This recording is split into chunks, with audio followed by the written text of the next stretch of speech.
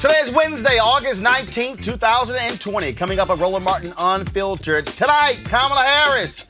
She speaks at the Democratic National Convention. We will talk about that in advance and show you some of the speeches from last night. Congresswoman Alexandria Ocasio-Cortez, she nominated Senator Bernie Sanders, and all the people are losing their mind. Do y'all not follow conventions to understand what the hell happened? Also, Senator Amy Klobuchar of Minnesota, she says the focus must be on fighting voter suppression, especially when it comes to the post office. I'll show you my interview with her. Plus, there's a COVID-19 saliva test being developed by Yale University in partnership with the NBA and the NBA Players Association. Really? So the NBA can figure this out, but Donald Trump's folks can't? We'll talk with an infectious disease expert about that particular test. And wait until you see this shoving match between, remember the brother who was the general manager, the president of the Toronto Raptors? Remember the white cop who said that he just experienced pain and emotional distress when he got attacked by this big black guy? The black guy's attorneys have released the body camera footage. The white cop lied. We'll show you. Plus, the black founders of an online and in-class technology school will join us to talk about virtual learning. Plus, remember the viral conversation between a man and his baby son? Well, DJ Pryor, the father in the video, joins us for Wildin Out Wednesday. Folks, it's a jam-packed show. It's time to bring the funk on Roland Martin Unfiltered. Let's go. he's got it. Whatever the biz, he's on it. Whatever it is, he's got the scoop, the fact, the find. And when it breaks, he's right on time and it's rolling. Best believe he's knowing. Putting it down from sports to news to politics. With entertainment just for kicks, he's rolling. It's on go, roll, y'all. It's Roland Martin, yeah. Rolling with Roland now. He's funky, he's fresh, he's real, the best, you know he's Roland Martin now.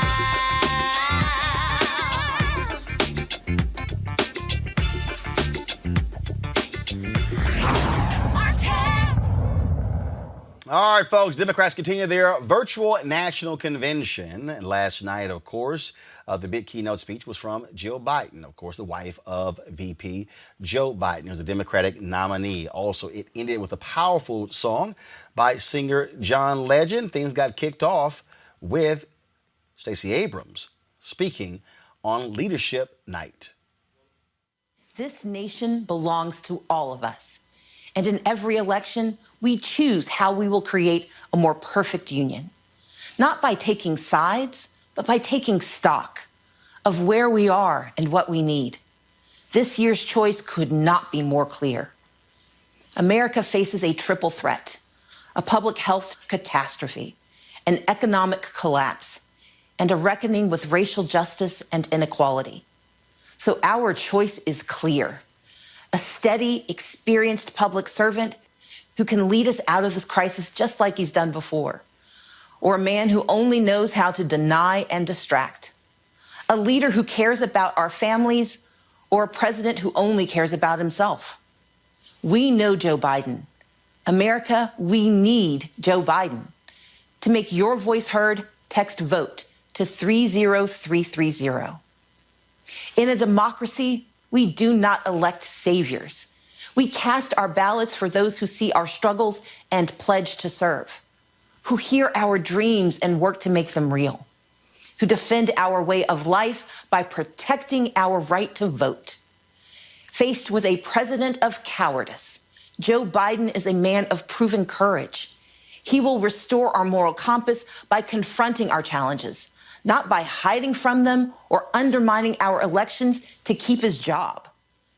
In a time of voter suppression at home and authoritarians abroad, Joe Biden will be a champion for free and fair elections, for a public health system that keeps us safe, for an economy that we build back better than before, and for accountability and integrity in our system of justice.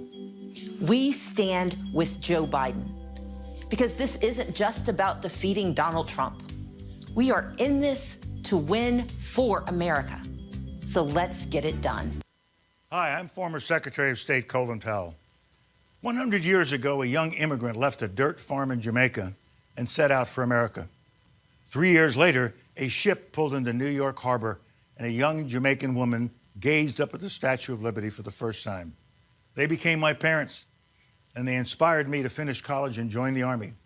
This began a journey of service that would take me from basic training to combat in Vietnam, up the ranks to serve as chairman of the Joint Chiefs of Staff and Secretary of State. The values I learned growing up in the South Bronx and serving in uniform were the same values that Joe Biden's parents instilled in him in Scranton, Pennsylvania. I support Joe Biden for the presidency of the United States because those values still define him, and we need to restore those values to the White House. Our country needs a commander-in-chief who takes care of our troops in the same way he would his own family. For Joe Biden, that doesn't need teaching. It comes from the experience he shares with millions of military families, sending his beloved son off to war and praying to God he would come home safe. Joe Biden will be a president we will all be proud to salute. With Joe Biden in the White House, you will never doubt that he will stand with our friends and stand up to our adversaries, never the other way around. He will trust our diplomats and our intelligence community, not the flattery of dictators and despots. He will make it his job to know when anyone dares to threaten us. He will stand up to our adversaries with strength and experience. They will know he means business. I support Joe Biden because beginning on day one, He will restore Americans' leadership and our moral authority. He'll be a president who knows that America is strongest when, as he has said, we lead both by the power of our example and the example of our power. He will restore America's leadership in the world and restore the alliances we need to address the dangers that threaten our nation, from climate change to nuclear proliferation. Today, we are a country divided, and we have a president doing everything in his power to make it that way and keep us that way. What a difference it will make to have a president who unites us, who restores our strength and our soul. I still believe that in our hearts, we are the same America that brought my parents to our shores, an America that inspires freedom around the world. That's the America Joe Biden will lead as our next president. Thank you very much. It's a great pleasure for Jimmy and me to join you in celebrating our next president of the United States, Joe Biden. We've known and admired Joe and Jill for many years, and most recently, I've worked with him on tackling the demands faced by the more than 53 million unpaid caregivers in our country who are juggling work and other family responsibilities and putting their own physical and mental health and well-being at risk. Joe knows well, too well, the sorrows and struggles of being a family caregiver. From Joe's time as a young widower, thrust into single parenthood with a demanding job, to he and Jill caring for their own parents and their son Bo at the end of their lives. He knows caregiving is hard, even on the good days. Jill and I also know the challenges of caregiving for those who served in the military and returned with visible and invisible wounds, and we know those caregivers need a leader in the White House. Jimmy and I are voting for Joe because he recognizes the challenges facing our families and has the heart and the talent to make life better for all Americans. When I ran for president in 1976, Joe Biden was my first and most effective supporter in the Senate. For decades, he has been my loyal and dedicated friend. Joe has the experience, character, and decency to bring us together and restore America's greatness. We deserve a person with integrity and judgment, someone who is honest and fair, someone who is committed to what is best for the American people. Joe is that kind of leader, and he is the right person for this moment in our nation's history. He understands that honesty and dignity are essential traits that determine not only our vision, but our actions. More than ever, that's what we need. During these uncertain times, Joe Biden realizes that many American lives can be saved each day through the use of masks and testing as recommended by our medical experts. Joe Biden must be our next president. All right, last night also, you saw the diversity of America when how the Democrats did their roll call when they nominated their candidates for president. A lot of diversity. Now, y'all know next week, you ain't gonna see that many black people or brown people during the Republican roll call. But the one person that stood out out of all 57 states and territories was the sister from North Carolina, who the moment she started talking, you knew right there, a black woman is about to let you know the truth. Roll it. North Carolina. I've been doing this for a long time, so let me just be plain. Black people, especially black women, are the backbone of this party, and if we don't show up, Democrats don't get elected. I'm putting on my mask, and we're going to every corner in North Carolina to help organize, because we need to make sure everyone shows up for Joe Biden. He will show up for us. North Carolina cast 39 votes for Bernie Sanders and 83 votes for the next president of the United States, Joe Biden. Y'all, Cozy Watkins was real clear. She got right to the point. In fact, roll that again. North Carolina. I've been doing this for a long time, so let me just be plain. Black people, especially black women, are the backbone of this party, and if we don't show up, Democrats don't get elected. I'm putting on my mask, and we're going to every corner in North Carolina to help organize, because we need to make sure everyone shows up for Joe Biden. He will show up for us. North Carolina cast 39 votes for Bernie Sanders and 83 votes for the next president of the United States, Joe Biden. All right, my panel, Robert Patillo, Executive Director, Rainbow Push Coalition, Peach Tree Street Project. Brandon Johnson, Cook County Board Commissioner, political analyst, also. Lon Victoria Burke, NMPA. Lon, she's like, let me just get, I've been doing this a long time. Let me get to the point. Right, exactly. You know, every Democratic committee out there in America, particularly in the South, has a Cozy Watkins, somebody that has been doing it a long time. Whether or not the party listens to that person, whether or not the Democratic Party listens to that person is the question. But that is the type of grassroots imagination, energy, and intelligence that it takes to win these elections, going door to door. A lot of people are having to figure out how they will be campaigning door to door and how signatures will be collected and all of that. But that really did stand out. In a roll call, it was a very well thought out, good idea, and people are already talking about maybe doing it again in 4 years. I will say this here, Robert. You can bank on this here. I tweeted this out last night. The Republican Party probably is already sending out a notice to all actors of color out there. Can you please send us your resumes? Because if the Republicans did a roll call next week like that, all you're going to see a whole bunch of white people. Well, look, I think the Republicans have done leaps and bounds on recruiting more African Americans on a more diverse base. They do have the Blexit movement. They do have Black Voices for Trump. They do have other people. You know, even when they did the Tulsa rally, you saw they had an entire black section. Okay, hold on, Robert. When you say an entire, hold on. Now, when you say an entire section, 2 rows. Thank you. 2 rows ain't a section. And they did have to send a private jet to every major city in the country to pick up those 2 rows of black folks, but that's better than they've done before. So I think you have to give them credit where credit is due, and for the people who are part of that movement. I can't give you credit for 2 rows. We got to be on both sides of the aisle. I can't give you credit for 2 rows. Hell, I covered the Republican National Convention in 1992, okay, when it was in Houston. I covered the next one in 2000. And I can tell you right there, I didn't see many more black people in 8 years, and that was 2000 was 20 years ago.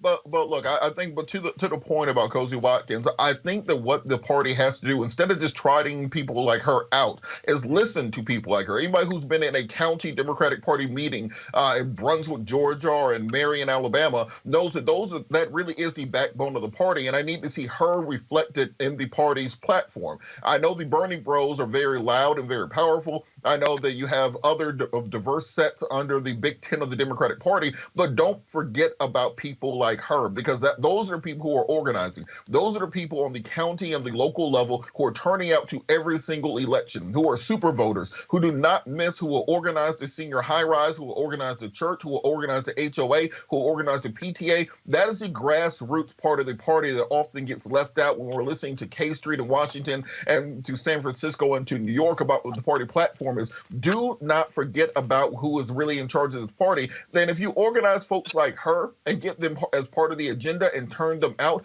that is how you turn light red states into purple states and ultimately into blue states. But the reality of this, when you talk about get them organized, Brandon, it's not going to happen.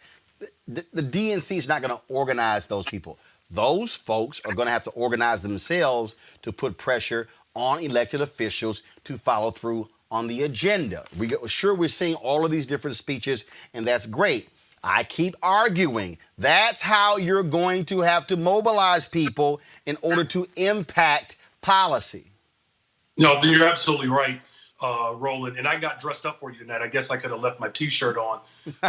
Well, you know, I couldn't wear a suit and jacket and then tell folks to vote other than a little lapel pin. So I need everybody to see it in big bold letters. Oh, no, we're absolutely clear, but we miss you here in Chicago, man. But look, you're absolutely right. The effort that we have to put forth in this moment is not just lifting up the voices of the individuals who never flinch when it comes to what's most important, and those are black voters, and we all know that. But the real work is going to be on the ground, and that type of organizing has to be reflected, of course, in our local offices as well. One of the things that we have to continue to be aware of, when we had a real unique opportunity in 2008 to elect the first black president of the United States of America, great opportunity. We took advantage of that moment. But every election after that, we lost, Roland.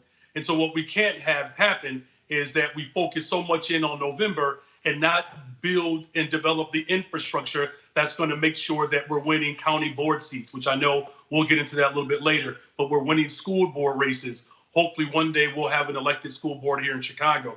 But we're winning, trusteeships, these small suburban areas around major cities where Black folks are being forced into, that those villages and those smaller municipalities are electing Black folks that believe in this dynamic progressive wave that has certainly swept the imagination of voters across America. But again, the focus has to be on how do we make sure that the voices of Black folks are lifted up in policy, but how do we make sure that we're organized on the ground level so that we don't just win in November, that we win in races that follow November? And again, Robert, that is where, again, I continue to go when it comes to these issues we're talking about. And that is this here. We can express folk not doing this, not doing that. We can have frustration. We can say, I'm disenchanted. But that's why I keep supporting everything Reverend Dr. William Barber is doing. What they are doing is exactly what Black people have always done when they've tried to impact change, and that is they mobilized and organized to put pressure on city, county, school board, state, federal government, corporations. We can sit here and tweet all day. You can sit here and post on Facebook. You can post on Instagram, and all of that matters. But you then have to take that and transfer it to where policy actually gets done, which means if the folk are not doing their job, you vote them out. If the folk, I mean, that's just that's it. That's how it's done. There's no other thing out there to figure out how to get it done. That's it.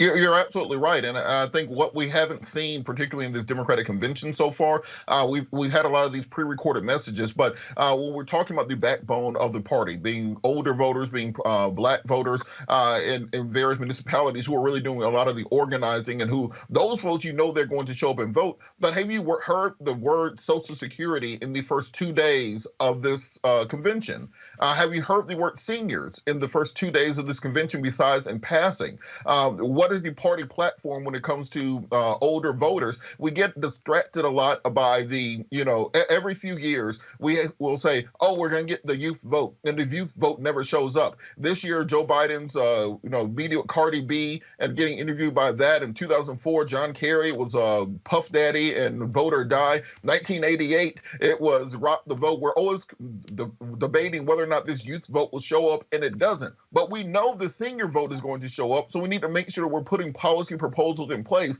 so that they are being rewarded for their dedication to the party and their dedication to getting people elected. And they will show up for those local races. They will show up for those municipal races. They will show up for races that none of us even know existed because they have a 100% super voter record. And the party has to reward that and not simply treat them as if they are a guaranteed, or they're just a default. We can just count on them, so we don't need to do nothing for them. Well, no, but here's the deal, Lauren. Older folks not sitting around saying, I need you to give me a shout out. I'll give you a perfect example. In 2018, Melanie Campbell and the National Coalition of Black Civic Participation, they were doing their phone bank, and they were calling people. And so they called this sister. She was 80-something-year-old sister in Florida. She said, baby, save your breath. Save your breath. She said, I already got my plan. She said, on election day, my son is coming to pick me up, take me to the polls, vote, and bring me back home. She said, so call somebody else who you need to encourage to go out to vote. The people who, they got to be loved, you got to talk to them, you got to make them feel good, are folks who are frankly 35 and less who don't turn out in the same way. What I'm saying, though, is that voting in this election, early voting, mail-in ballot on November 3rd is one thing. But I need our people, everybody watching and listening, to be in the state of mind that on November 3rd, you're going to vote. On November 4th, a whole new process starts, and that is to make them do what they said they wanted to do. Yeah, quite frankly, with Donald Trump sitting in office and with 170,000 people dead in the pandemic and with 50 million people filing for unemployment and us staring in the face of the second worst Great Depression, if you need the special message to any constituency at this moment, then that constituency, maybe that constituency is the constituency that can never wake up. There's always this coddling every 4 years now. I think really particularly since I think 2007, 2008 to younger voters, and there has to be a special message and we have to get a specific entertainer and we have to do this and that. And the party, primarily because of Black women, is finally starting to figure out that it's a lot easier to court voters that are going to show up, that are going to vote for Team Blue, that are reliable and don't take a lot of convincing, rather than to put a lot of money into people who have to be convinced and cajoled and all this other stuff. I just think that this is a moment in American history where if it isn't clear to you, particularly if you are under 35, with what that particular generation has had to deal with economically, and you've got the craziest president in history sitting in the White House, and you need some sort of special message to get you out and voting and thinking seriously about voting. I mean, you've got to be kidding me. You'll notice that most of this, and I think Robert brought this up, so much of this convention has just been really a big, long political commercial for Joe Biden. There's not a whole lot of specific talk about policy. There's not a whole lot of what are we going to do and what's our plan or any of that. It's just basically, we're going to talk about Joe Biden over and over and how great he is. There's nothing wrong with that. Because I think the only reason I would say this is because Donald Trump is in office. If this was another president, if this was George Bush, I think it would probably be a tactical mistake. But, Donald Trump is so he's so bad. They really don't have to make that much of an argument. Here's one of the things, Brandon, that I want people to understand. Last night in Florida, Pam Keith, who's run for a couple times for office. She won her primary last night in Florida for a congressional seat. She now advances to the November general election. If people need to understand why every vote counts, let me explain to you why. Henry, go to my iPad. Sabrina Fulton, the mother of Trayvon Martin, ran for a commissioner's seat there in Miami-Dade, District 1.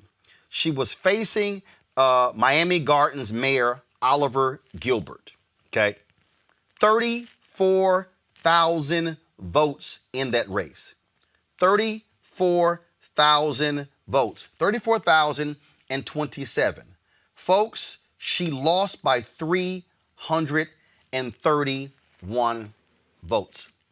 331 votes. Watch this here. Go back to my iPad. This is it. See how close this was. Oliver Gilbert. Now, the deal is, if whoever got 50% of the vote, they win. Oliver Gilbert got 50.49%. Sabrina Fulton got 49.51%. A total of, she lost by 331 votes. Brandon, that's why I need people to understand who have this whole view. I don't need to vote. No. Here's the deal. The presidential is at the top of the ticket. Then you're going to have United States Senate races. Then you're going to have congressional races. Then you're going to have DA races and mayoral races and county commissioner races and district judge races and go on and on and on. This is where policy is made, not just in D.C., not just in Tallahassee in Florida, but also on the commissioner level. Policy where you are isn't just made in Springfield. It's made at the Cook County Commissioner's Court and at City Hall as well, and the school board. And so that has to be the state of mind for folks. When I'm saying vote, I'm not saying it's about Biden, Harris, Trump, Pence. I'm saying top to bottom.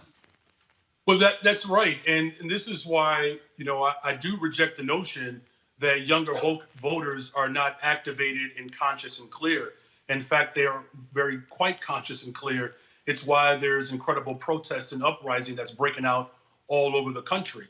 This is the same spirit, of course, in which those that have gone on before us lived under. And obviously, Reverend Vivian and of course, Congressman Lewis. I mean, the names go on. And when I look at how close that race was, Cook County is the second largest county in the entire country. We have a $6 billion budget. I represent over 300,000 residents just in my one district. The race that I won, Roland, I won by 426 votes on a similar platform that our sister in Miami-Dade lost on. And the reason why we have to be clear about the demands in this moment, and that's everything from healthcare being a guaranteed right. Cook County, we service hundreds of thousands of folks through our public health system, making sure that we're not spending money in incarceration and policing and not on healthcare and jobs. Like, those are the messages that translate at the local level. And what we don't want is the DNC to get people riled up about a single day and not keep in mind that in many of the places in which we've seen the most inequities and the gross disinvestment, they're neighborhoods that, quite frankly, have been run by individuals that are part of the party that ostensibly believes in the working class. And so we have to make sure that we're energized, that we're organized, and that we got to put Trump out. Like, that's very clear. Our sister said earlier, we're talking almost 200,000 people that he has killed because he has not been responsive to this global pandemic. But there is a regularly scheduled pandemic, which is racism. And it has isolated Black communities in particular for generations. Got it. And that's why at the very local level, we have to remain engaged, organized. And I'm going to say this too. We got to start running for office on these dynamic platforms at the county level, at the state level, at the city council level. Got it. That's where our power can ultimately be expressed. Folks, tonight, speakers are Senator Elizabeth Warren, Speaker Nancy Pelosi, Hillary Clinton, and, of course, Senator Kamala Harris and President Barack Obama. One of the issues you continue to hear folks talk about in the campaign has to do with COVID-19 and, frankly, the lack of testing that we have seen take place in this country. The Trump administration continues to fail the nation in doing so. Now the FDA, they have issued an emergency use authorization to the Yale School of Public Health for its Saliva Direct COVID-19 diagnostic test, which uses a new method of processing saliva samples when testing for COVID-19 infection. According to the FDA, the Saliva Direct test for rapid detection of COVID-19 is yet another testing innovation game changer that will reduce the demand for scarce testing resources. The NBA and the NBA Players Association, they have been working on this along with the folks at Yale. Joining us right now is Dr. Carissa Colbreth, Chief Medical Director of Infectious Disease Diagnostics at Tricor Reference Laboratories. Glad to have you back on Roland Martin Unfiltered, Dr. Colbreth. So, all right, so explain to folks, the difference between this. I have to take a COVID test tomorrow because I'm doing working on a documentary for Showtime, and so I must take it tomorrow. I don't know what the test is going to be. They might put that damn thing way down my nose. I don't know exactly what it is. So what you know so far about this test, what makes it so unique? So this test uses saliva instead of the nasal swab that I think a lot of people have experienced, and it's not the most pleasant experience to have the nasal swab. And so the benefit of this test is that it uses saliva to test. It'd be similar to anybody who's done an Ancestry or a 23andMe type of test where you spit into a tube, and then that tube is sent to the lab for processing. And so right now, and there's some test out there that comes back false positives, those rapid testing machines, and that's also one of the issues because, and from what you know with this, how long is it going to take to have the test and then get the results back? Because that's one of the issues that people have is that some people have taken the test and got the results 3 weeks later, and hell, they might have caught it between that point and the last test. Right.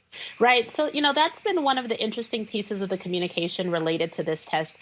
This is not a rapid test in the same way that we think about rapid tests. This test is generally processed on the same type of machines that the nasal test is processed on. So you should not think about this Saliva Direct test in the same way that anybody who's had a strep test at your doctor's office, where they put the swab in your throat, they go into a room and 5 minutes later they come back with a result. That's not what's going to happen with this test. These tests still have to be processed in what's called a CLIA high complexity laboratory.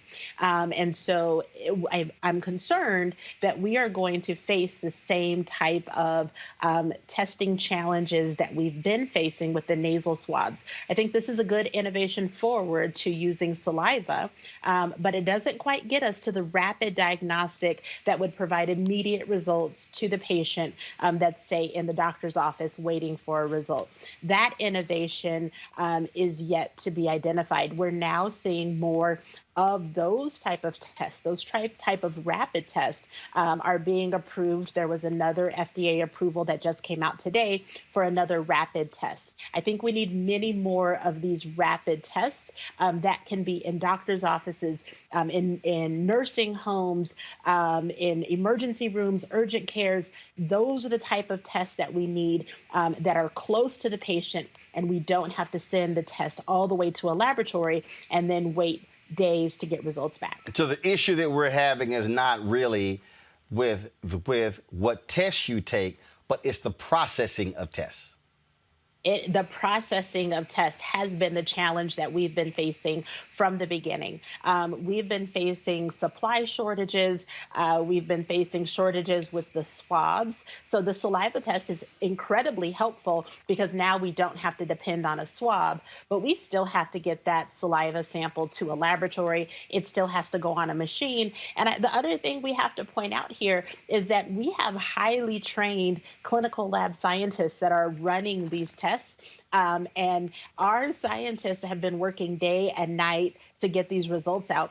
We need to have less complex tests that can be performed at a doctor's office so that we can get the results back in a quicker manner. But we need those tests to be accurate. We need them to be sensitive. That means that when we look for the virus, we are sure that it's there. And when we give a negative result, we're confident that the result is negative. We also need to make sure that they're specific so that if it's positive, we can trust that the result is positive for coronavirus and not a false positive result. All right, Dr. Carissa Colbert, we surely appreciate it. Thanks a lot. Thank you.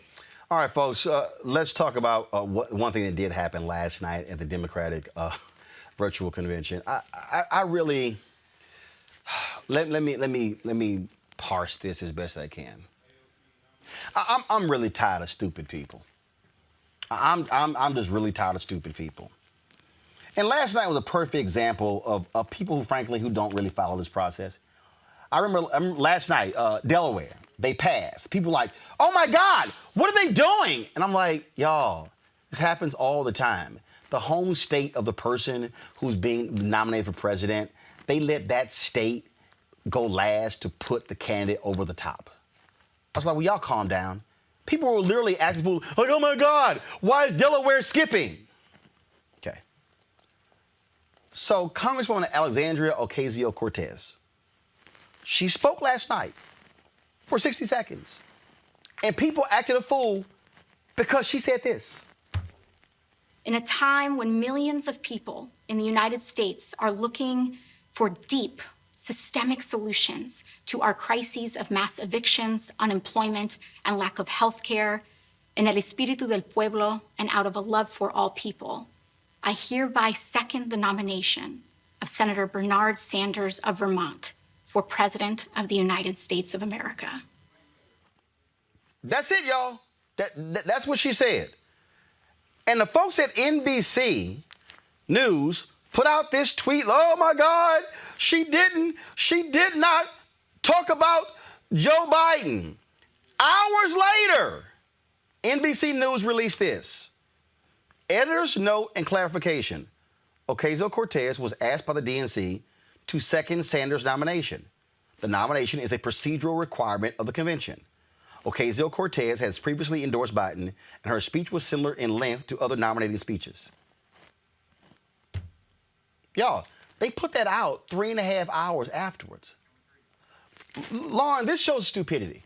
This is the stupidity, Lauren, of people. Like, this was a thing. People were, like, losing their mind.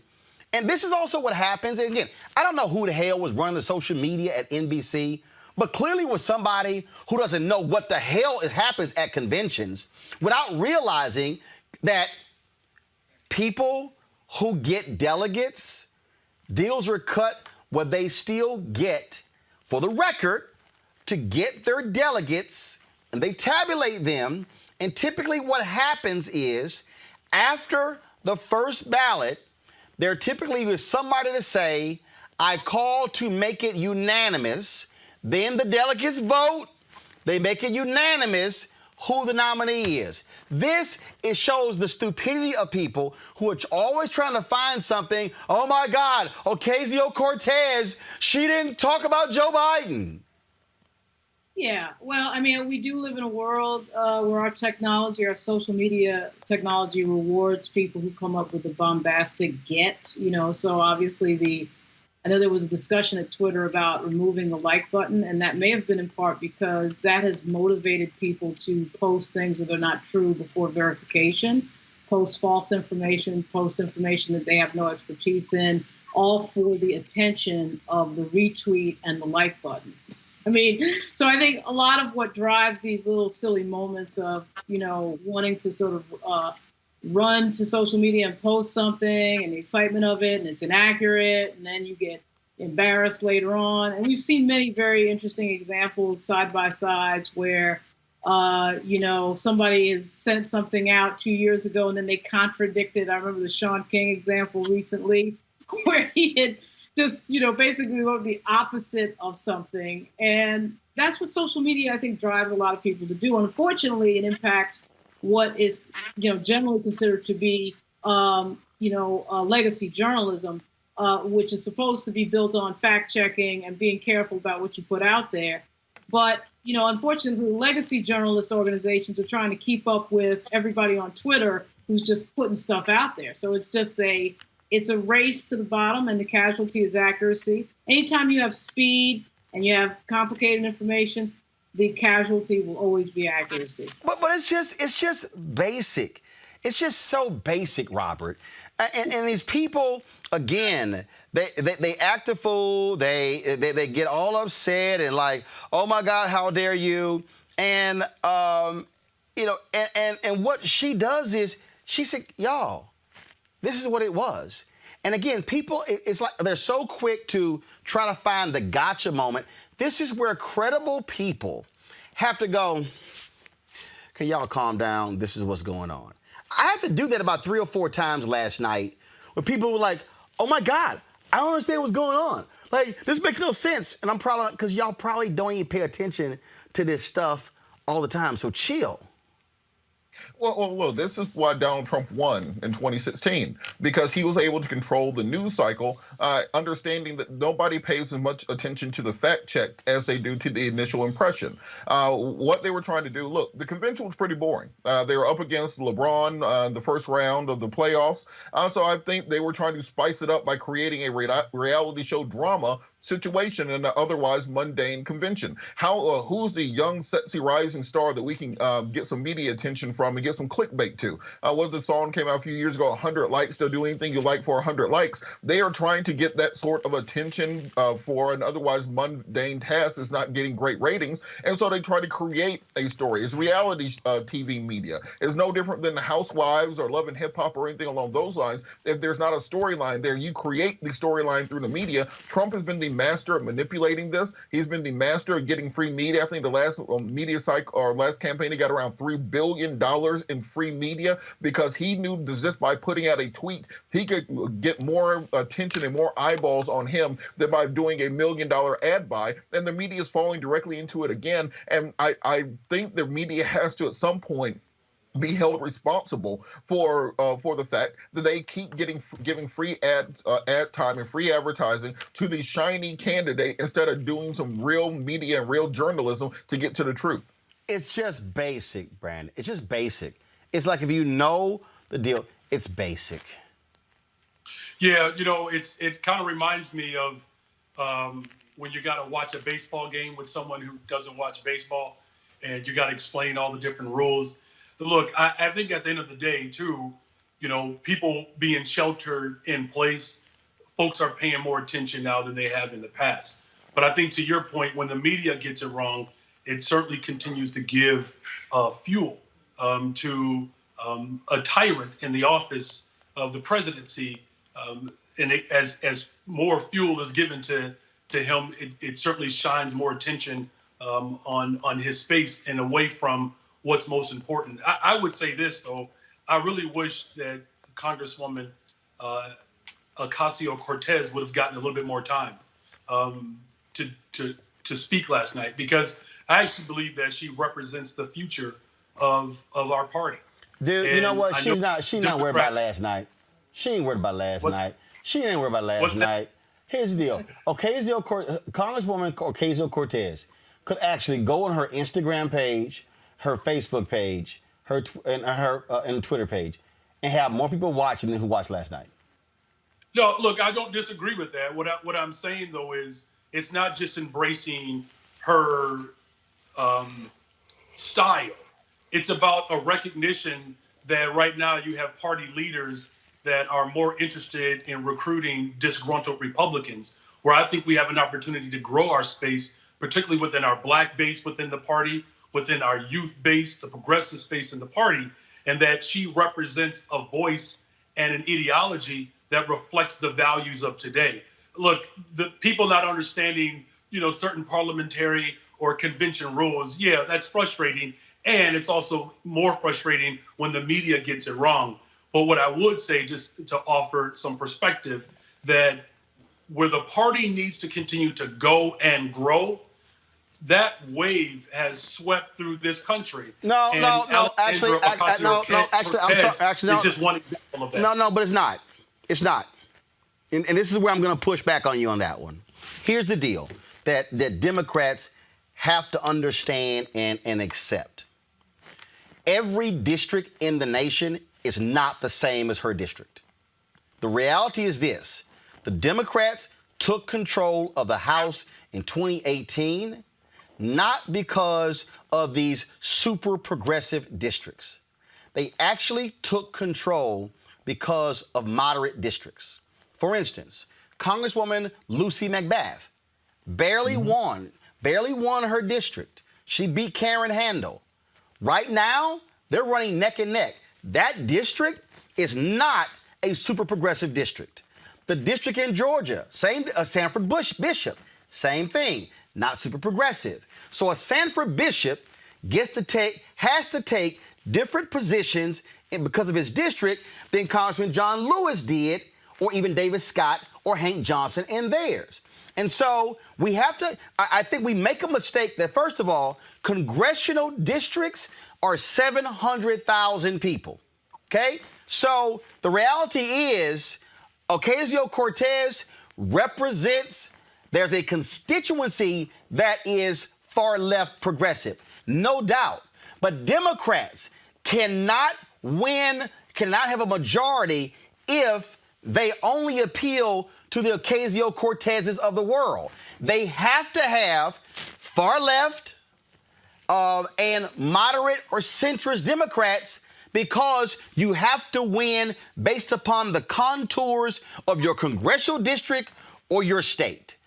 Yeah, but Roland, Casey in Pennsylvania has to run a totally different race than Harris or Feinstein in California. It's just, they're different. But Roland, you don't have to be progressive or be labeled as a progressive to advocate for Medicare for all. No, I understand that. I understand that. But what I think that's what I'm saying, though. I'm not saying that left versus right. I'm saying that the message of Medicare for all, fully funding our public schools, creating opportunities so people can actually make a livable wage, making sure that people like Jeff Bezos, who are paying the same tax rate as individuals seeking unemployment.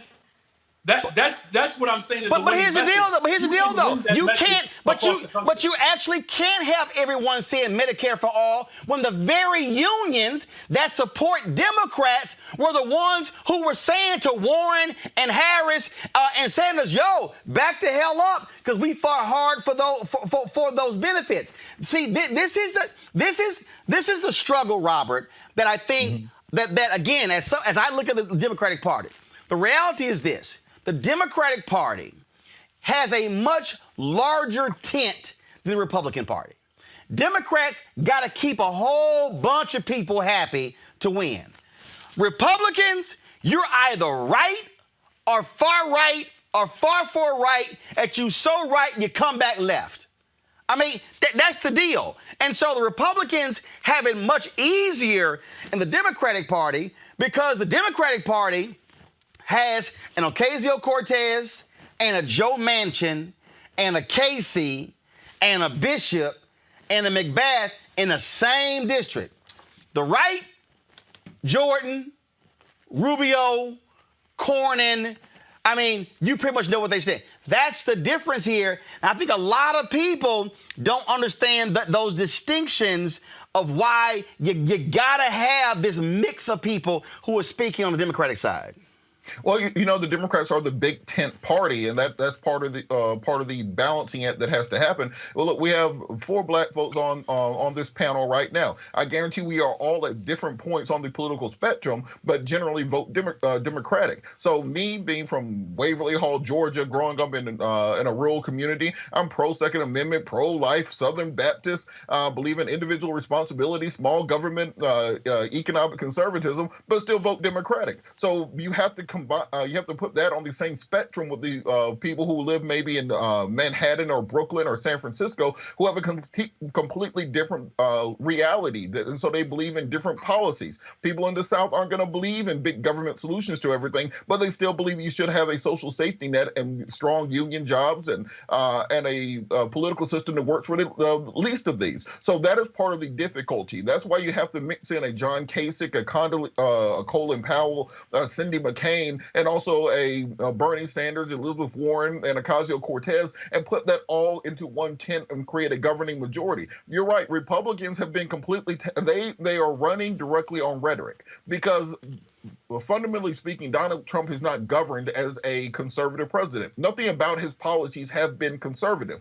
If a Democrat did the exact same thing that Donald Trump did, a $1.5 trillion tax cut, $1.3 trillion in new spending, stimulus checks, just direct governmental handouts to people, the enhanced unemployment, all the things that Donald Trump has done and he takes credit for, including criminal justice reform and many other issues, are Democratic issues. But Republicans run on feelings, on emotions, on that John Wayne character who's going to keep America safe, and they don't care about the actual minutia because they are one monolithic party in large part.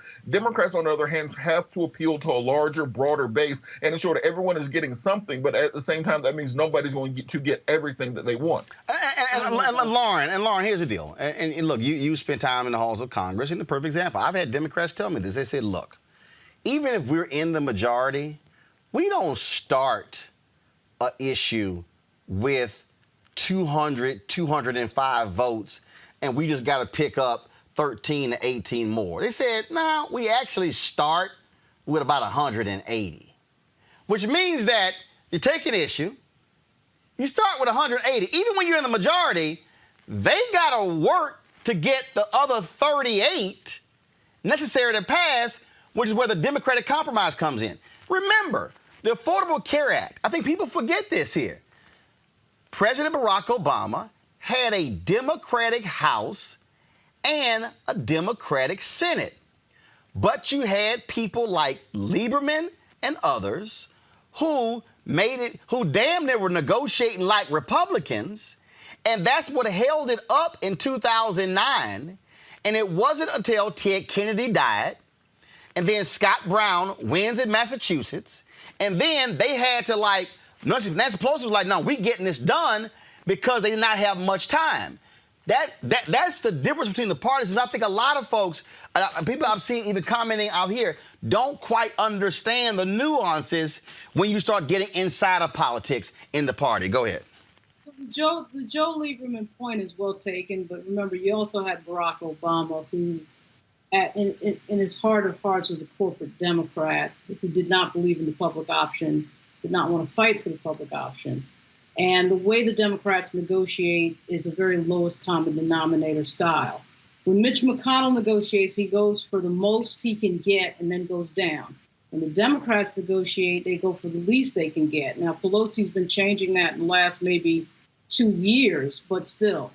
I would push back on the notion that this country is not, it certainly is not Ocasio-Cortez progressive, but remember, the Democratic Party has won the majority on the national level several times and somehow figured out a way to lose the Electoral College or lose the White House in the case of Gore Bush. That's because the national vote is national. What I'm saying is elections in America are not national. Elections in America are state elections, and those states see things differently. That's all I'm saying.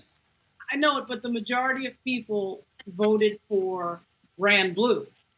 Right, but that's the majority of people when you add up across the country. But the bottom line is you still have to recognize that there are different interests, different views in different parts of the country, and hell, even in parts of states. I mean, we can talk about Detroit all we want to. Once you get outside of Oakland County, hell, Michigan is Alabama. In Pennsylvania, you can talk about Philadelphia, Pittsburgh, and the suburbs. Outside of those, Pennsylvania is Alabama. And so all I'm saying is I recognize just the different nuances of the party, and that's why if people don't quite understand what happens when the negotiating takes place, because districts are simply not the same if you come from a hard, far-left blue district and you come from a purple or a trending red district. Your politics are different. Poll after poll shows us, let's do polling and money. Let's just do polling and money, okay? Polling and money would tell you that what Ms. Ocasio-Cortez talks about is extremely popular with most people. What stops it from happening is the money and politics issue, because corporate interest controls the Democratic Party. And so the things that she's wanting are in contravention with big business and corporations. This is where the Bernie wing of the party is accurate about saying that, because Nancy Pelosi and Mitch McConnell aren't really all that different when it comes to money politics. That's the thing that a lot of people don't want to really confront in the Democratic Party. So the results that you're getting are a result of who gives money to whom that controls the game and controls what conversation we're having and what these members vote on week in and week out. Yeah, Roland, if I could, and this is why I trust Black women. I do, particularly one that I married. I think what Lauren is getting at is that because we negotiate as Democrats to the lowest common denominator, we're not pushing certain ideology is because some of us don't believe it. Let's just be honest. And I'm fully aware of the nuances within the party. I mean, here in Chicago, let's not assume that Chicago is deep blue. Roland, you spent some time in Chicago. You go to certain sections of the city of Chicago that have a much different perspective. Chicago is blue, but it's also white. Well, see there. So let's just talk about it then. Let's just go there, because some of these places that you're talking about, you have individuals who are voting against their interests. But the reason why I'm saying that we have to be bolder in this moment, calling for the things that people want. The way you make sure you don't lose Wisconsin is you got to make sure that Black folks don't stay at home. Black folks are going to come out if you talk about the things that, quite frankly, is not the Bernie wing of the party. Bernie Sanders is running on the Black liberation ideology about Medicare for all. That was birthed out of the struggle of Fred Hampton, who made sure there were health clinics. That's our struggle. Public education. W.E.B. Du Bois said that public education at the expense of the state, particularly in the South, after all, is a Negro idea. The very platform that folks are running on that we're calling progressive or the Bernie wing of the party, that is birthed out of the pain and struggle and hope of Black America. So explain this. So Brandon, explain this. To tap into I got it. So explain this. Explain to me how, according to exit polling data, 18% of Black women voted for DeSantis in Florida over Andrew Gillum.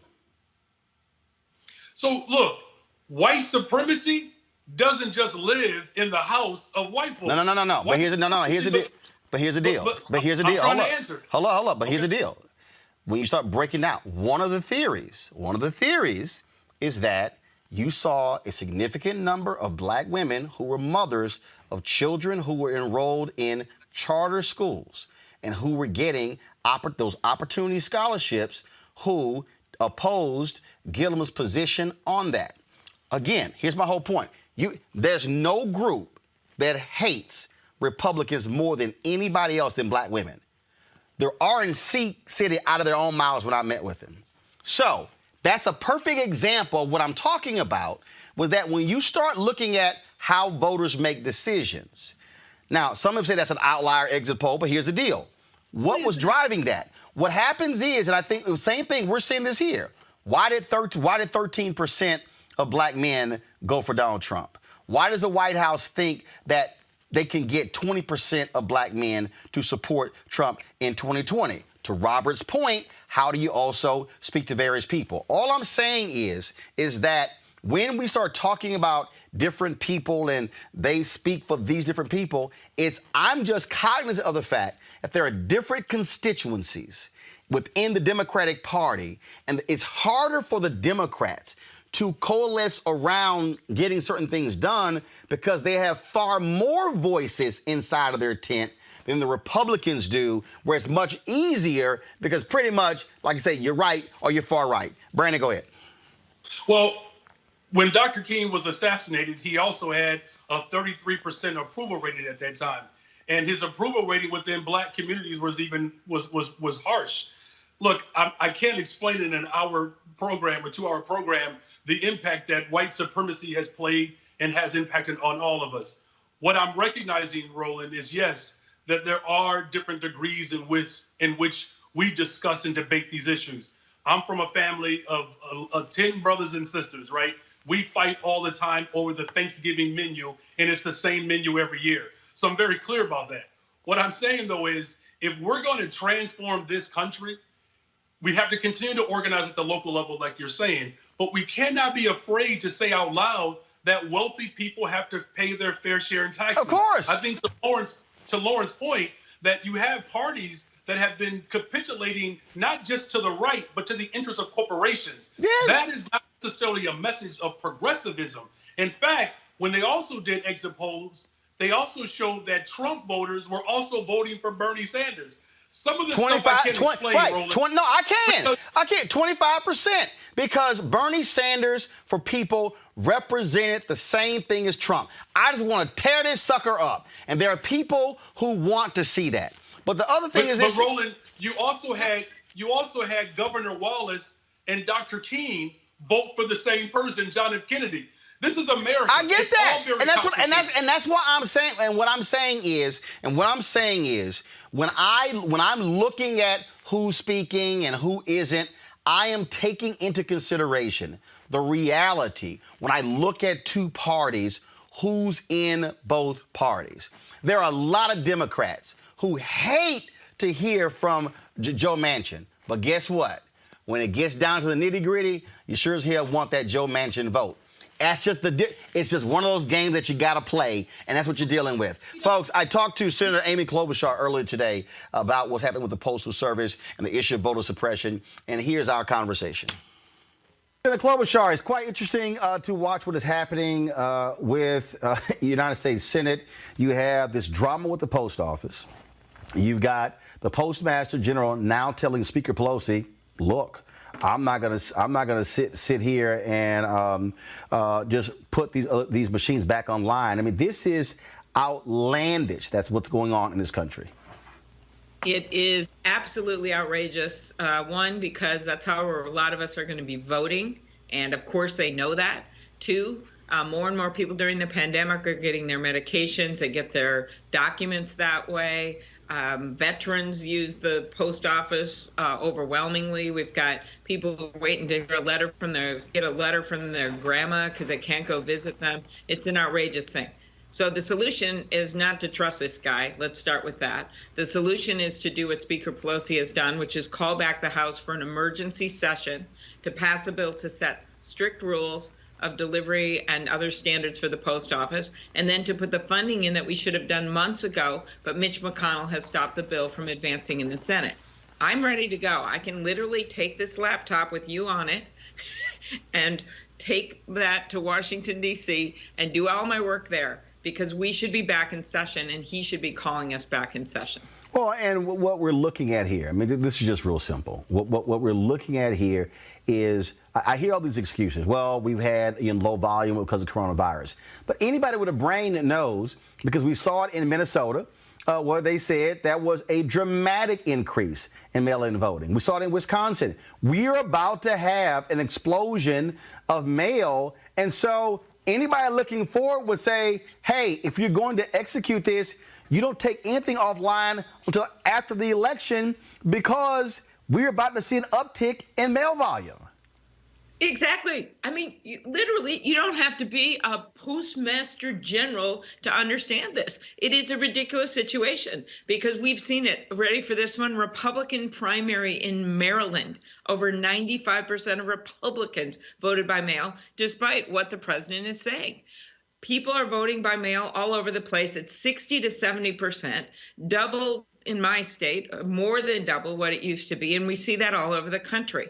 We do not want to have the situation like we saw in Milwaukee, where African-American voters were standing in line in garbage bags and homemade masks just to exercise their right to vote, while Donald Trump gets to vote by mail in the luxury of 1600 Pennsylvania Avenue with his ballot he gets from Palm Beach, Florida. That's exactly what happens. And despite him trying to cut down voting by mail and voting period, people are voting at record levels, and that's a good thing. And I thought Michelle Obama's comments were amazing, but when she said that at the end, find out all your rules in your state, vote right away, make sure your ballot gets in, and if you don't want to do that, or if there's a problem, go pack a breakfast, stand in line, be safe, wear comfortable shoes, and vote. We are not going to let this guy scare us out of voting. And the thing here that I think a lot of people don't realize is that historically, Republicans have voted by mail. Look, I've followed and covered lots of elections, and typically on election night, when they first release the absentee ballot totals, typically Republican candidates do very well because they've always taken advantage of this. And so folks have to understand, all of a sudden this attack on mail-in voting is really because they don't want to see Democrats or progressives now embrace something that they've always enjoyed huge leads in. Exactly. Utah is nearly 100% vote by mail. That's a really red state. You have Republican secretaries of state that have said it's no fraud. They like it. Colorado's a lot vote by mail, but it is a lot of the blue states that have traditionally done more voting at the polls. I want to make clear, though, Roland, that's still going to happen. Not everyone's going to vote by mail. And that's why part of the funding that we want to get is also for training a new cadre of poll workers, because a lot of our poll workers are older. When you go vote, you see a lot of seniors there. So they're less vulnerable if we put younger poll workers out there. And the second thing is to make sure the polls are open for longer than just 5 days ahead, 2 weeks ahead, like they have in my state, 3 weeks ahead we have in my state. That'll mean less people congregating. So it's a combination of doing what you can to learn how to vote by mail and doing it successfully. And if that doesn't work, or you're not comfortable doing it that way, then make sure that you vote early if you can. And that's why we're trying to get this funding. And the Republicans were ready in the Senate to negotiate. I was working with Roy Blunt. And then, of course, the White House and Mitch McConnell walk away from the table. Well, McConnell was never at the table. But the point is that we've got to get the funding as well as make sure that we're stopping the voter suppression wherever it is. About voter suppression, I had somebody who sent me a tweet, conservative, who said, well, there can't be voter suppression until people vote. And I said, no, idiot. The whole point of voter suppression is to even keep folk from registering and to frustrate them where they completely check out of the process. I had Greg Palast on my show on Monday, and he even broke down how, even on the mail-in deal, how many ballots get discarded in terms of signatures and not right postmarkings. Even when it comes to mail, that we have to get people to understand there's a very clear process that has to be followed to ensure that. Exactly. And that's why the bill that I did that passed the House now is in the HEROES Act, says you can postmark up to the end, up to Election Day. so you don't have to worry about how long the post office takes.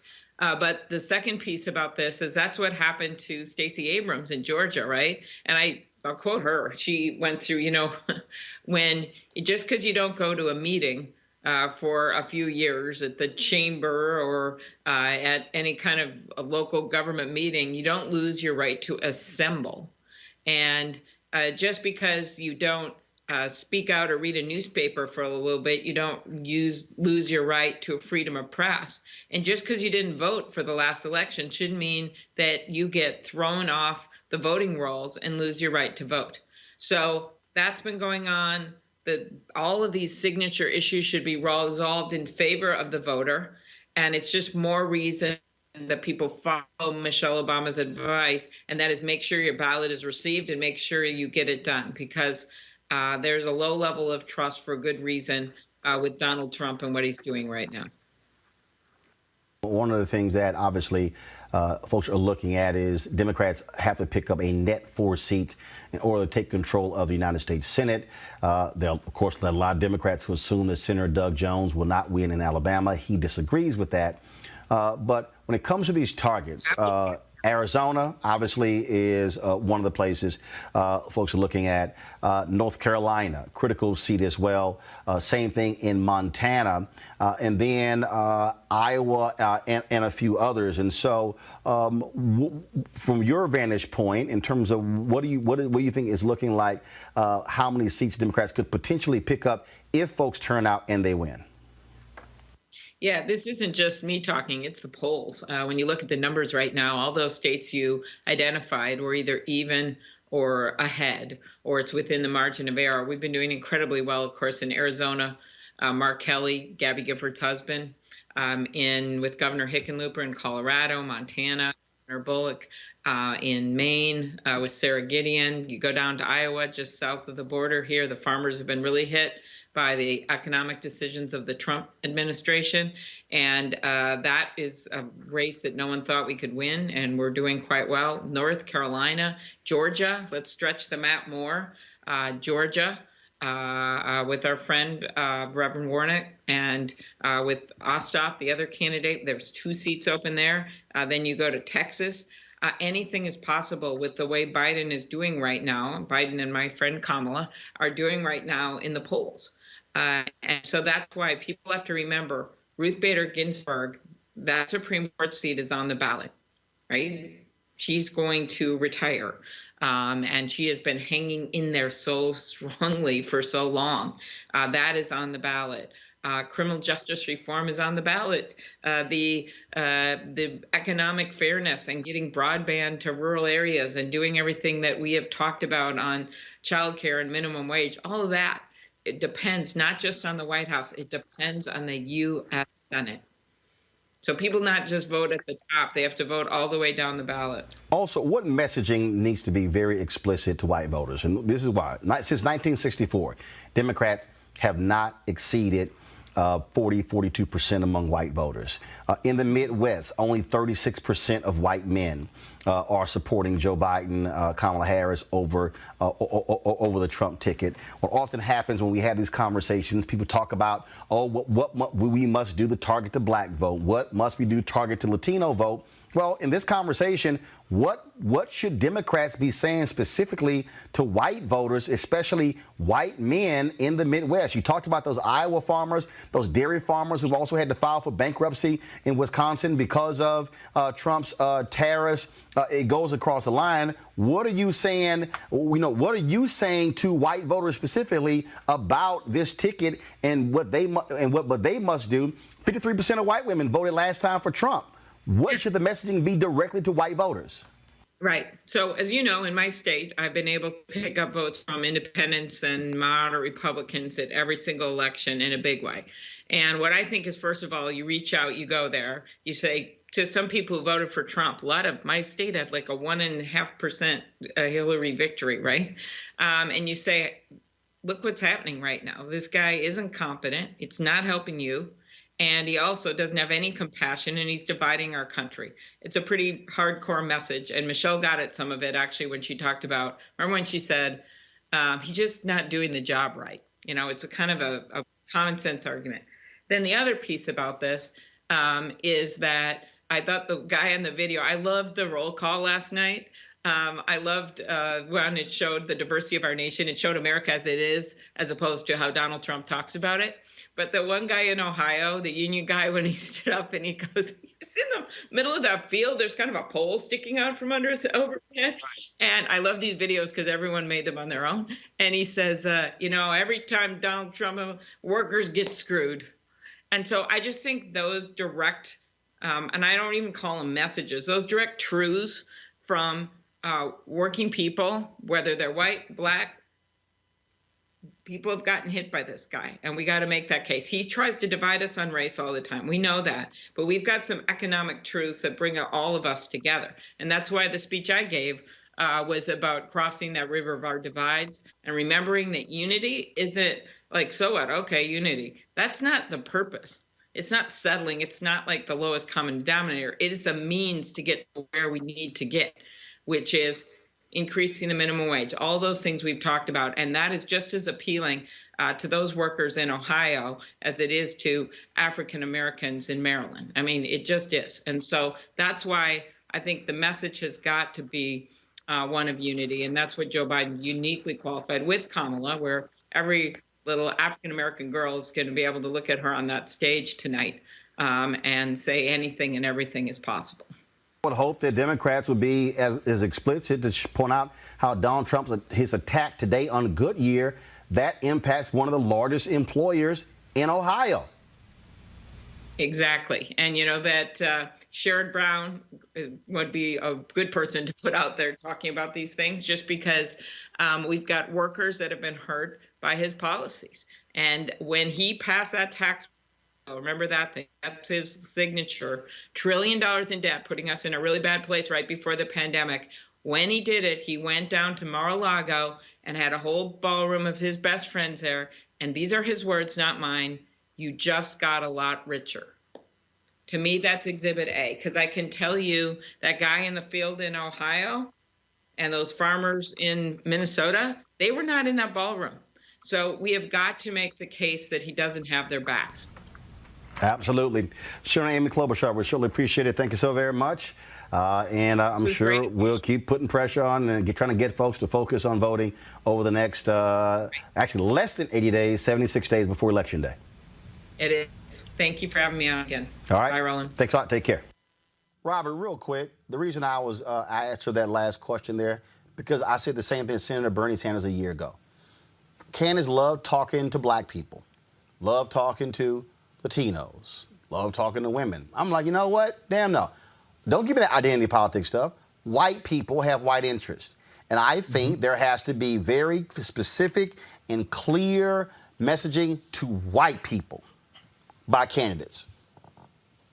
Look, you're absolutely correct. And I think even the discussion we were having before the interview regarding the Sanders wing of the party, we have to realize that's actually the Jackson wing of the party. These are the things that Jesse Jackson ran on in '84 and on '88 that were so taboo at the time that they tried to erase it from history. So when we talk about these issues that the majority of Americans feel and agree on, and the big tent ideas, we have to bring our white brothers and sisters into the conversation and make sure that even that they're not voting against their interest. If you go down to South Georgia, if you go down to Western Michigan, if you talk to many of the people who are Trump voters and have an actual conversation with them, they don't believe in nothing that Republicans believe in. They're not voting because they're fiscal conservatives. They're not in the same party as Steve Forbes and Mitt Romney and many of these other plutocrats who are at the top of the economy. So if we actually were able to communicate with them, to campaign to them, to connect with them on many of the cultural issues, to not be as exclusionary, because sometimes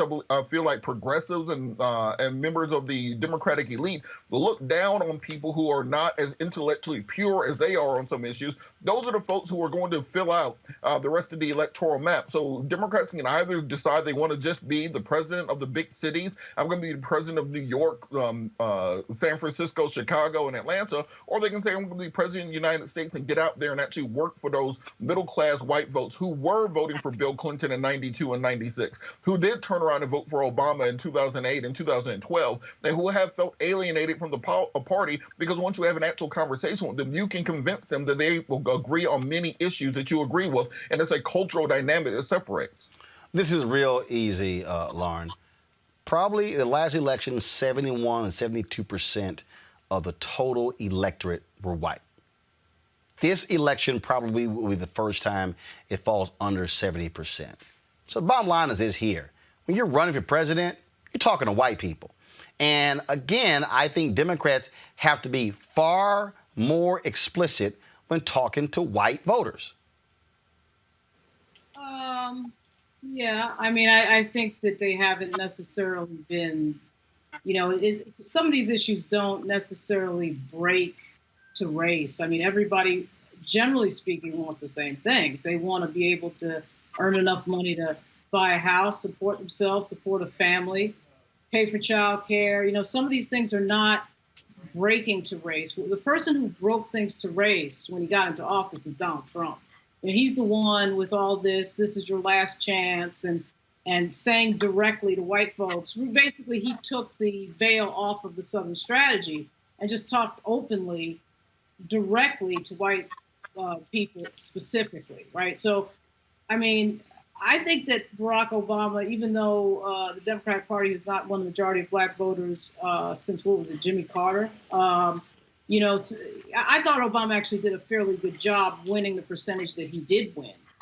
But the idea that the party has to bend backwards for a constituency that is, in fact, in control of the Democratic Party, I don't care what anybody says, they're in control of the Democratic Party. And they're in control primarily because the things that the Sanders wing wants to do require money coming out of the same people who give the donations to the party. And that's always the sticking point. I mean, yes, it's a diverse party. Yes, it's a big tent party.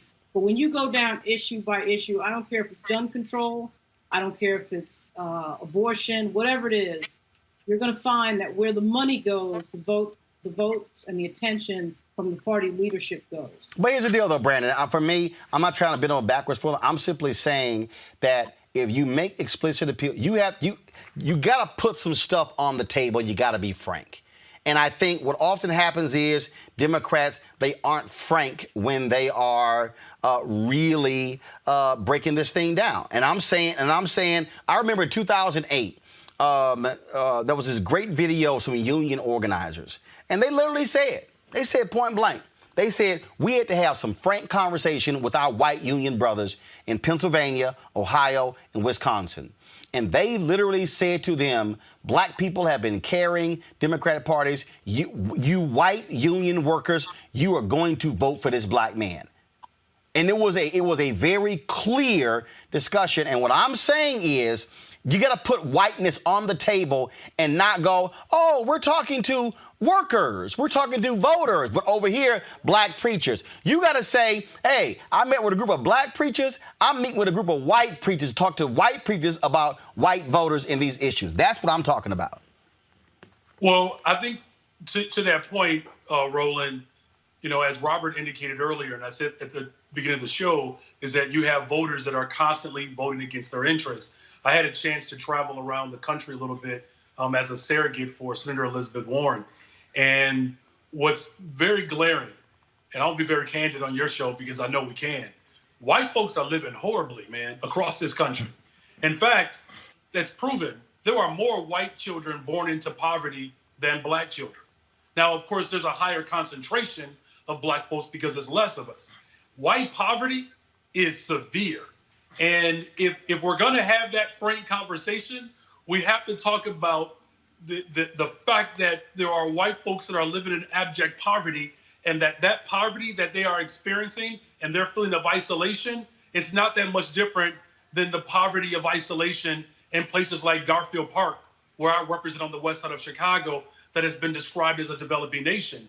And if we're speaking to people's pockets, speaking to their financial interests, that's the language that people hear the best or easiest in this country. And as I said, you have people who are filing for unemployment, and Jeff Bezos is paying less in taxes than those individuals who do not have a job as a result of just outsourcing and the loss of jobs. So yes, we have to be very direct. We have to be very candid. And that's why I appreciate your acknowledgement, Roland, of what Reverend Barber is doing, because that is where we have consensus within this country, that there are people that have and those that do not have.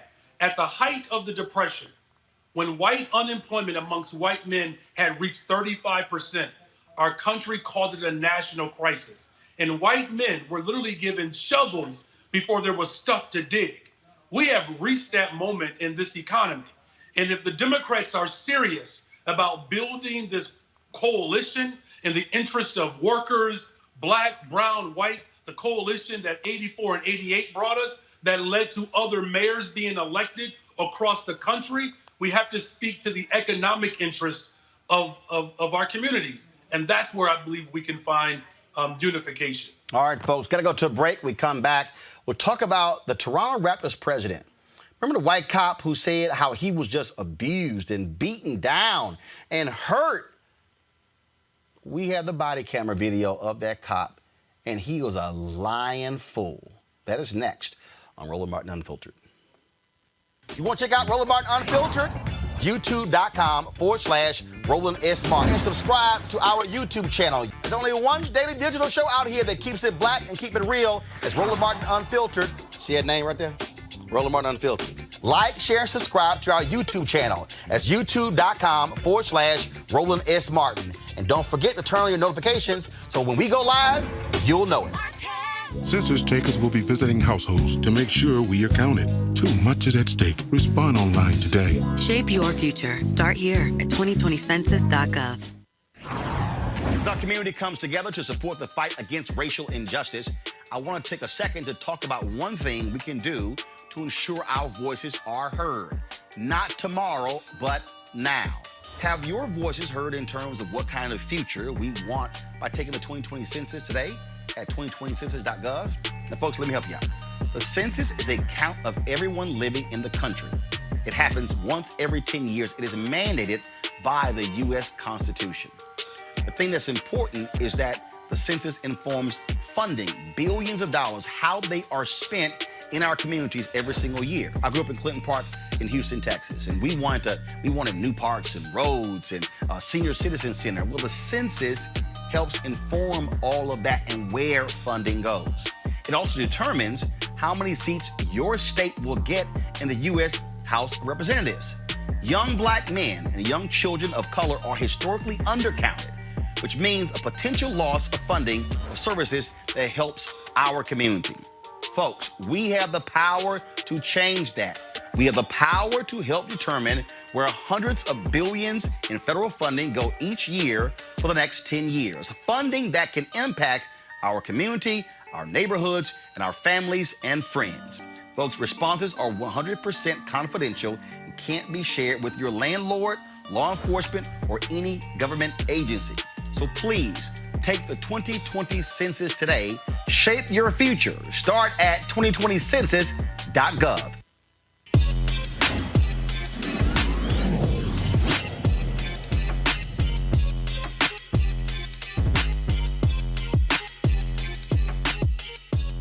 All right, folks, each week we profile a black-owned technology business. This week we're looking at Pivot Technology School with the co-founders, Quan Clark and Joshua Monday. Quan and Joshua, how you doing? How's it going? Doing well. All right, so here we are now operating in this whole virtual world, and all these districts are now scrambling to figure out how in the hell to do it. What have y'all learned? What is your technology and how does it work? Yeah, so Pivot Technology School is a 20-week data analytics and web development core accelerator. We are focused on getting more minorities trained into technology careers. So we're not so much on the aspect of helping teachers get their technology together, but we're on the aspect of getting adults trained to face this new marketplace, which is everything is going to be tech. Go ahead. Yeah, so what we've identified is, during this 2020 year with COVID and everything that's happening, most companies are going virtual anyway. So we've been able to accelerate our growth model by providing virtual classrooms and so we can provide our data analytics and coding, software development to adult learners across the country. And in terms of that, obviously, what this has shown, and like I've gotten so many calls from people all across the country who are people trying to do studios, trying to get what gear to get, things along those lines. Because the reality is here. I think for the next 18 months, we're going to be in the same situation. We're going to be in this virtual world. Yeah, absolutely. And a lot of the jobs, just over 40 million people are unemployed, and a lot of the jobs are not going to come back because everything is turning to virtual and artificial intelligence that are taking jobs. And the most people that are going to be impacted are African-American people. So we're on a mission to really get people the skills that they need so they can thrive, because everything is going to shift and change.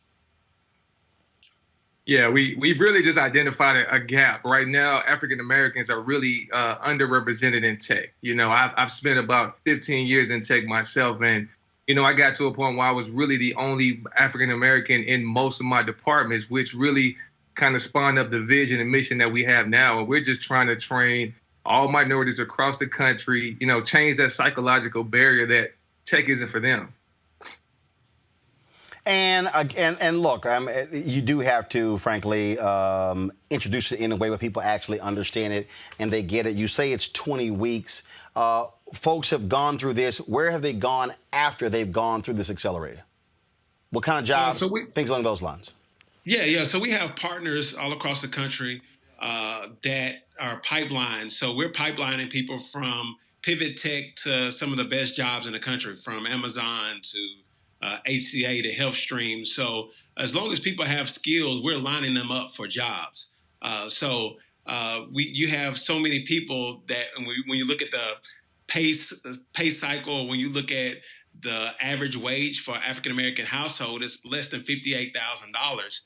But, you know, one tech job is paying around $65,000. So they don't have to worry about finding a job. We will place them on a career path. Absolutely. And how many people have gone through your program thus far? So right now we have 30 people that are getting ready to graduate. As Josh said, we have some of the biggest corporations. What we do is set up open houses, and we set up virtual interviews, and we get our students prepared to go into corporate America or entrepreneurship. Either way, we actually have another 40 getting ready to start on next Tuesday, August the 25th. And then October, we're going to have another 40 coming up. With everything that's going on, we've seen accelerated growth. So we're just trying to ramp up and be able to provide these services to everyone that needs it. All right. How can people who are watching get more information to reach out to you? They can go to pivottechschool.com, or they can email us at info@pivottechschool.com. All right, then. Well, gentlemen, certainly we appreciate it. Good luck with what you're doing. And I keep telling folks, stop saying that it's the future. No, it's the now. It's the now. Absolutely. All right. Thank you, Roland. I appreciate it. Thank you so very much. All right, folks, let's talk about, we want to talk about technology, how technology exposes liars. Now, y'all know how many times on this show we've talked about police officers who've been busted for lying, saying certain things happen. Well, remember when the Toronto Raptors won the NBA title? And remember this white cop, Alameda County Sheriff's Deputy Alan Strickland, he came out and he said that he was shoved and he had head damage and face damage and all this stuff when he got shoved and assaulted by Toronto Raptors president Masai Ujiri. That's what he said. He even filed a lawsuit in February against the Raptors president. Well, yesterday, the attorneys for the Raptors president released this body cam footage. I know. Now, here's what you're seeing here, folks. This is, don't go full screen. Go full screen. Don't go to me. No full screen. This is the one angle here. You're about to see right here, okay, you see the cop right there. All of a sudden, you're going to see him come out, the Raptors president. He's about to, that's him, he's about to pull out his credentials to show to the officer. He's walking. The officer pushes him in his chest, and then twice. Then different folks grab the officer and say, hey, man, this is the brother who's the president of the Raptors. Your jury pushes him back after he got pushed twice. Okay? All right, so and so you see all the media, all these people come over. Now remember, he was coming out to celebrate with his team winning the NBA title. You see the brother who grabbed him, again, trying to let him know that, no, he is okay. All right? You see the officer still there. Somebody is talking to that particular officer. Now, that's one of the video. Did we have the other video? Okay, I'm gonna pull it up because I think the other video actually, folks, is a better video because what you're gonna see in this other video. Let me see if I can pull it up on my iPad here. The other video is quite interesting because it actually is Strickland's body camera footage, his actual body camera, which gives you a better indication because you can even hear what Strickland says to your jury. Okay, so let's see here. Let's see if I can play this video right here. Let's see here. Watch shoving match. So let me try to pull this up. So we played you that wide video. And going to pull up 1 second. Bring up my panel, please. Lauren, I'm going to start with you. We keep talking about these cases where these cops fill out reports and they lie and they say certain things happen, but then all of a sudden the truth comes out. Now, here's the piece right here. So I'm about to play this video. This is the body camera footage from the cop. Guys, turn the audio up as well. I want y'all to hear what was said. Watch this.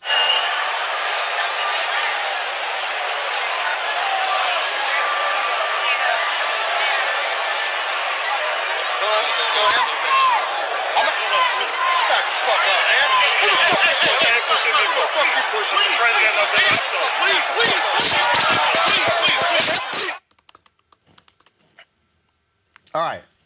I'm going to roll that back again. So this is, you know what, let's let this roll. We already played this video, but there are three different angles that I want you to see, and they're going to zoom in on that other angle, and you're going to see this video. And again, it shows you, first of all, the video, he pushes your jury, curses him out, says, get the F back, pushes him a second time before your jury then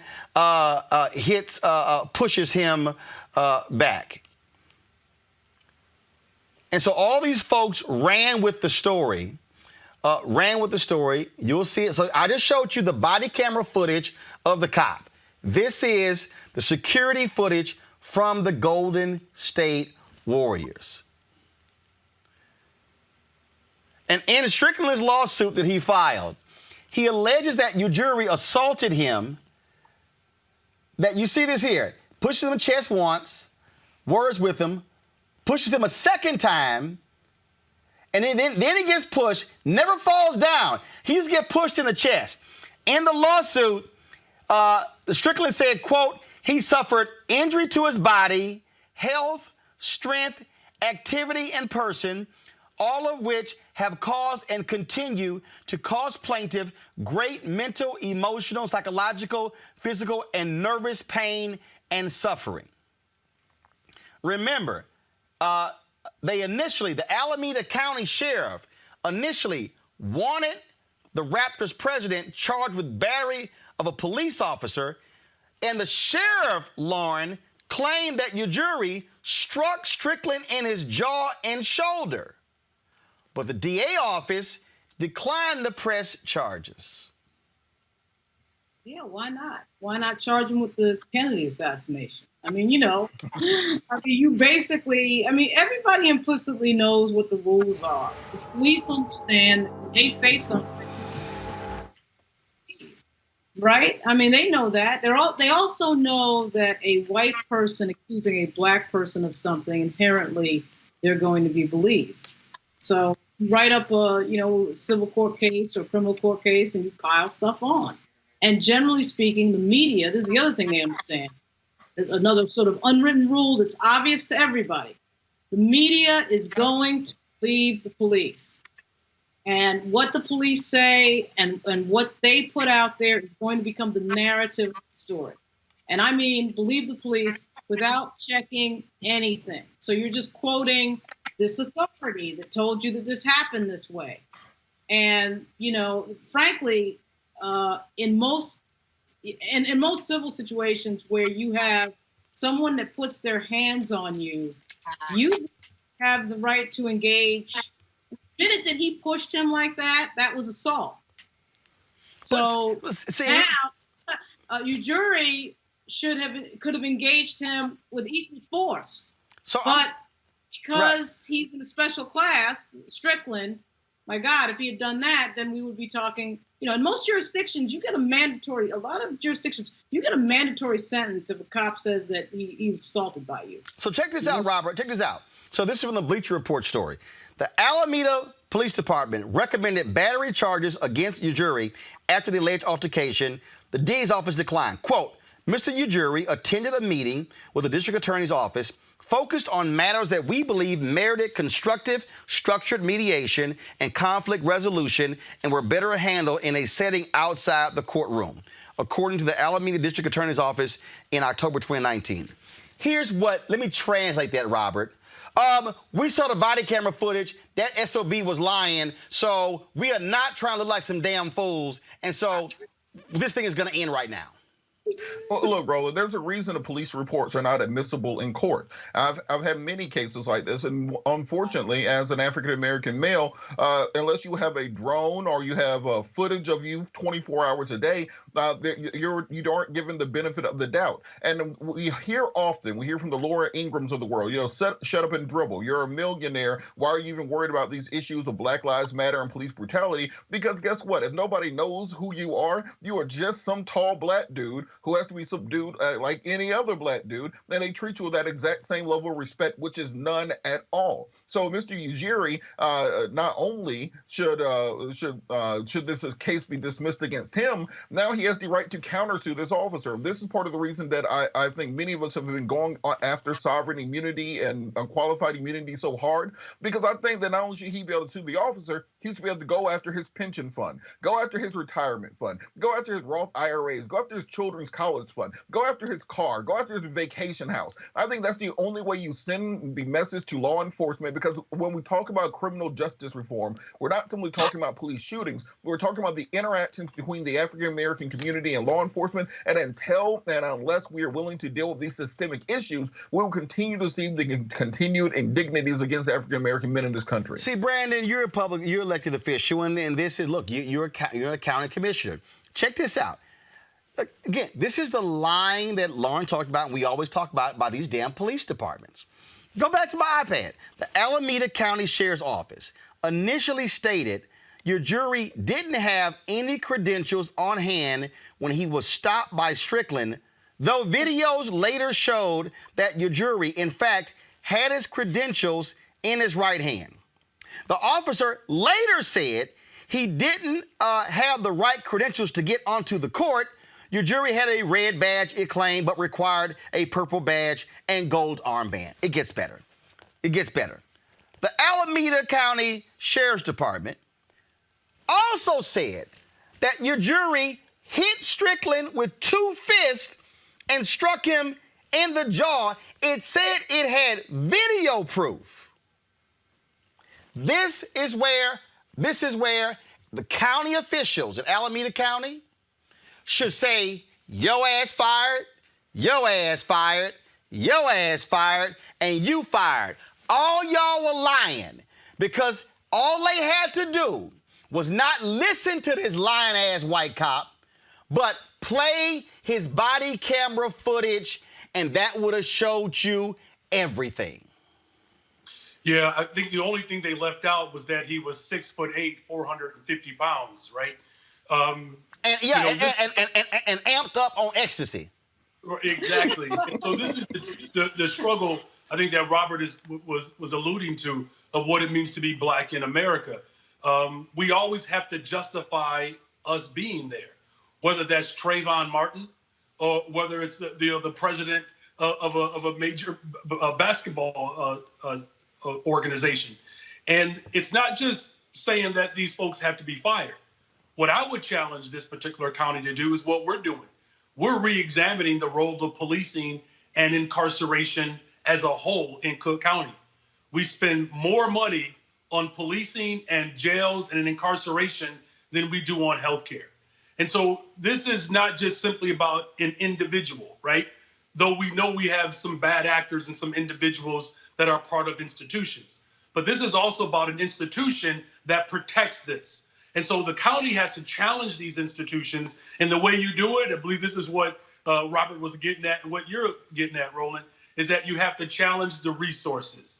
And it's egregious that we are policed, we are surveilled, and even when you have this type of video, they still lie, right? And so I believe that our role in this moment is to bring out policy and push forth budgets that make sure that we're prioritizing people's interests. And people's interest has to be about their ability to live and thrive and grow. So this is wrong. It's a clear example of what brutality looks like in real time. And we have to make sure as elected officials that we're challenging those systems in a way that examines those individuals' budgets. Because the Toronto Raptors or whomever other stadium is holding these major venues, those institutions are paying those individuals to be in those spaces, those police officers. That's coming out of their budget, or it's coming out of the county budget. Why are we investing our budgets into systems that continue to brutalize us, whether we're wearing a hoodie or a shirt and tie? But to Lauren's point, and Lauren, this is the real issue, and that is this. Whenever something happens, the public immediately believes the cops. And the other problem here is that the cops backed up this lying-ass white cop. What the Alameda County Sheriff's Department should have said is, we will wait until we examine the body cam footage to determine what happened. Nope. They immediately believed the lie, and what this white cop did is what cops always do. They lie, they make it up, and they run with it, and the sheriff or the police chief will run right out to the cameras and back up that lie, and then later, Laquan McDonald, same thing. And that was even worse because not only did they lie, they then tried to cover up the lie.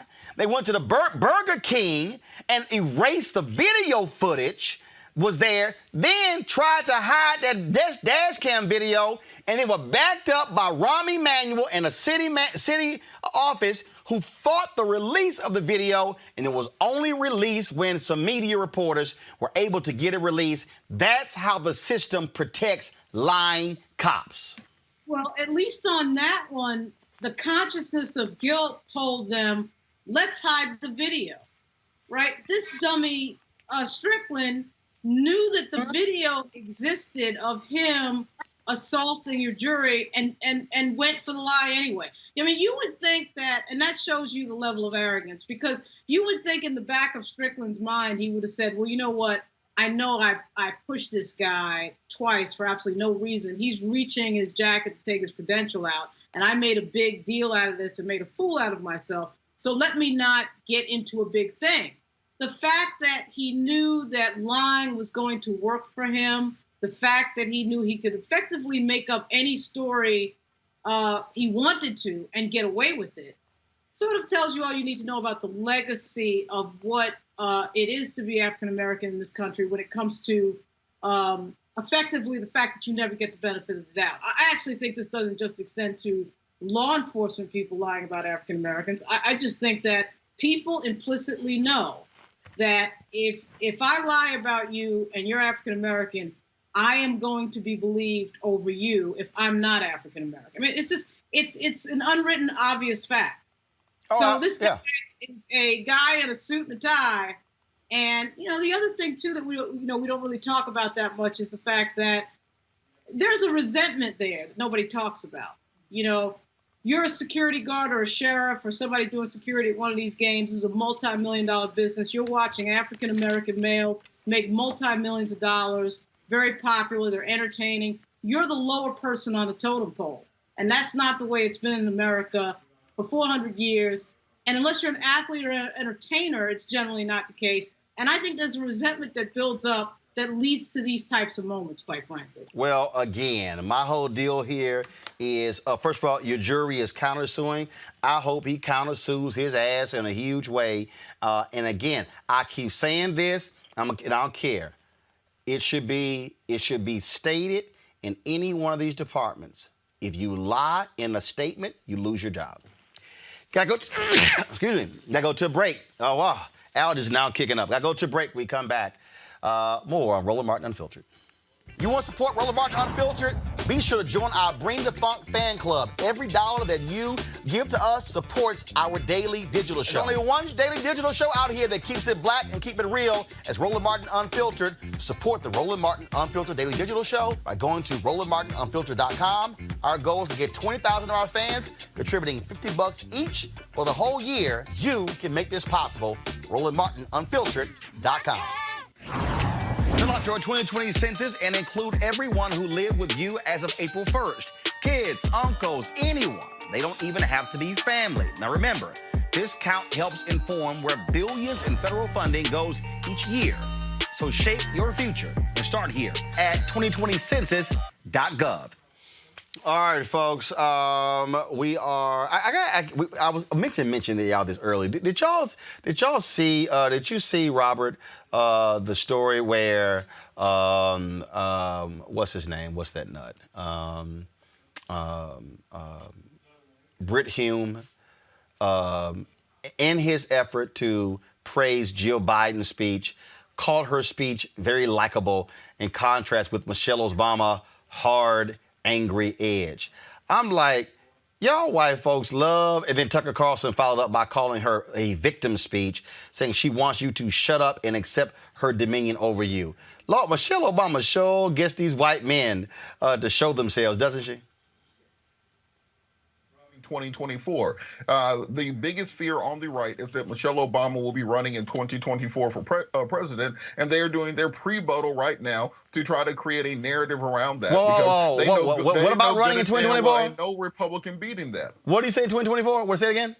Becoming 2024. Remember her book, Becoming Michelle Obama? Right. She went on the Becoming tour. Becoming 2024 is the biggest fear the Republicans have because you will lose. I don't know why. She hates politics. She ain't running. Look, that is their fear. So they're trying to make sure they keep it that way by starting a negative narrative against her. They started when she was in the White House. They started before the White House. Glenn Beck was attacking her on the campaign trail.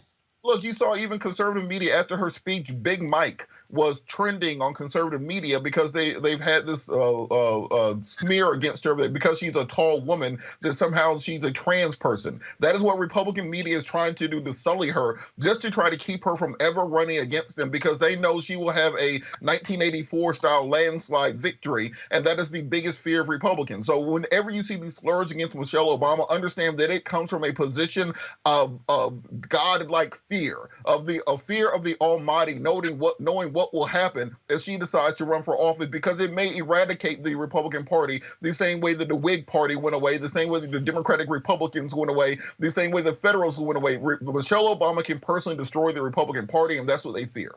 These people, these white boys, Lauren, it's the same thing, whether it's her, whether it's Senator Kamala Harris. Black women scare these white boys. That's why Trump is always attacking Maxine Waters, Frederica Wilson, why Trump is attacking Abby Phillips and April Ryan and Yamiche. Lord, black women just, even when they just open their mouths saying hi, the white boys are like, oh my God, they're attacking me. Yeah, well, it's women, and then of course, black women are supposed to be seen and not heard. That's been the legacy, I think, for a lot of these people. And they're just not used to people who are assertive and intelligent and forthright coming at them. And I think their worst fear would be a female version of Barack Obama.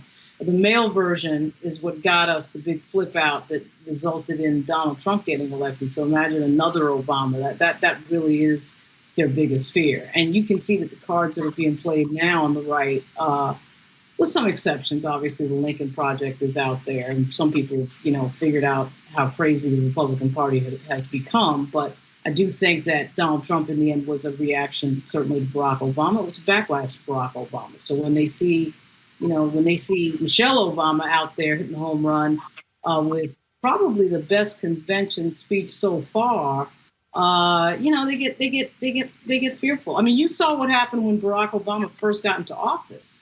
Sean Hannity and Bill O'Reilly just went crazy. That's what no. Sean Hannity, Bill O'Reilly, Glenn Beck. All them white boys, they just lost their mind. So I just, look, hey, here's the deal. You know what? I want to throw as many black women at them as possible, Brandon, so they can all go crazy. Well, I think it's that point about the moral clarity that, the former First Lady has, Mrs. Obama. It's also who they bring with them. She's not only an effective orator, she's brilliant. And her ability to connect with voters in this moment is going to be critical. Whether or not she decides to pick up the mantle, I'm with you, Roland. I think that her disdain for politics just will be too much. But I think her ability to communicate to not just the base of the party, but the broader dynamic of what the Democratic Party brings to the discourse is what they are afraid of. And if Michelle Obama, as she has demonstrated, continues to speak truth to power, have access to voters, they're clear of what that means in places like Wisconsin, Pennsylvania, Ohio, Florida, of course, places like Arizona. Her ability to actually move voters is what they're actually most afraid and intimidated of. I just want all y'all to stop sitting and bring all y'all people who are watching, y'all, she ain't running, okay? Take this from me. This ain't what I heard from other people. This is what I know from her. She will never run for politics because she hates politics. Hell, she said it in her speech Monday. I don't like politics. Brandon, Lauren, and Robert, I certainly appreciate it. Thanks a bunch. All right, folks. Y'all know what it is. Wednesday. Always a little fun on Wednesday. Roll it.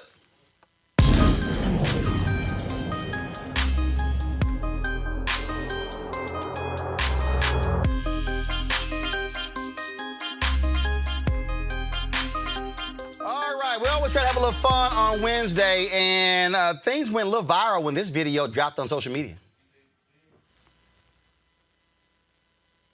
Okay. They need to work on that, right? Yes, okay. Did you understand it, though? No. Okay. All right. Huh? Oh, no, not this one. This is the grand finale of this. Yeah, that's the last one.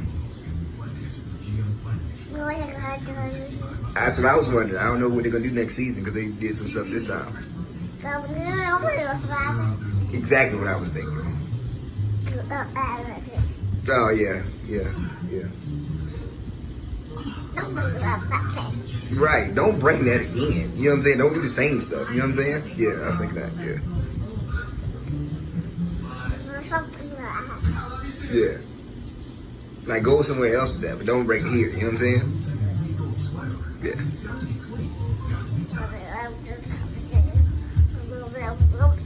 That's what I said. It was like, you know what I'm saying? And I was like, what in the world? But don't do that here. You know what I'm saying? Yeah.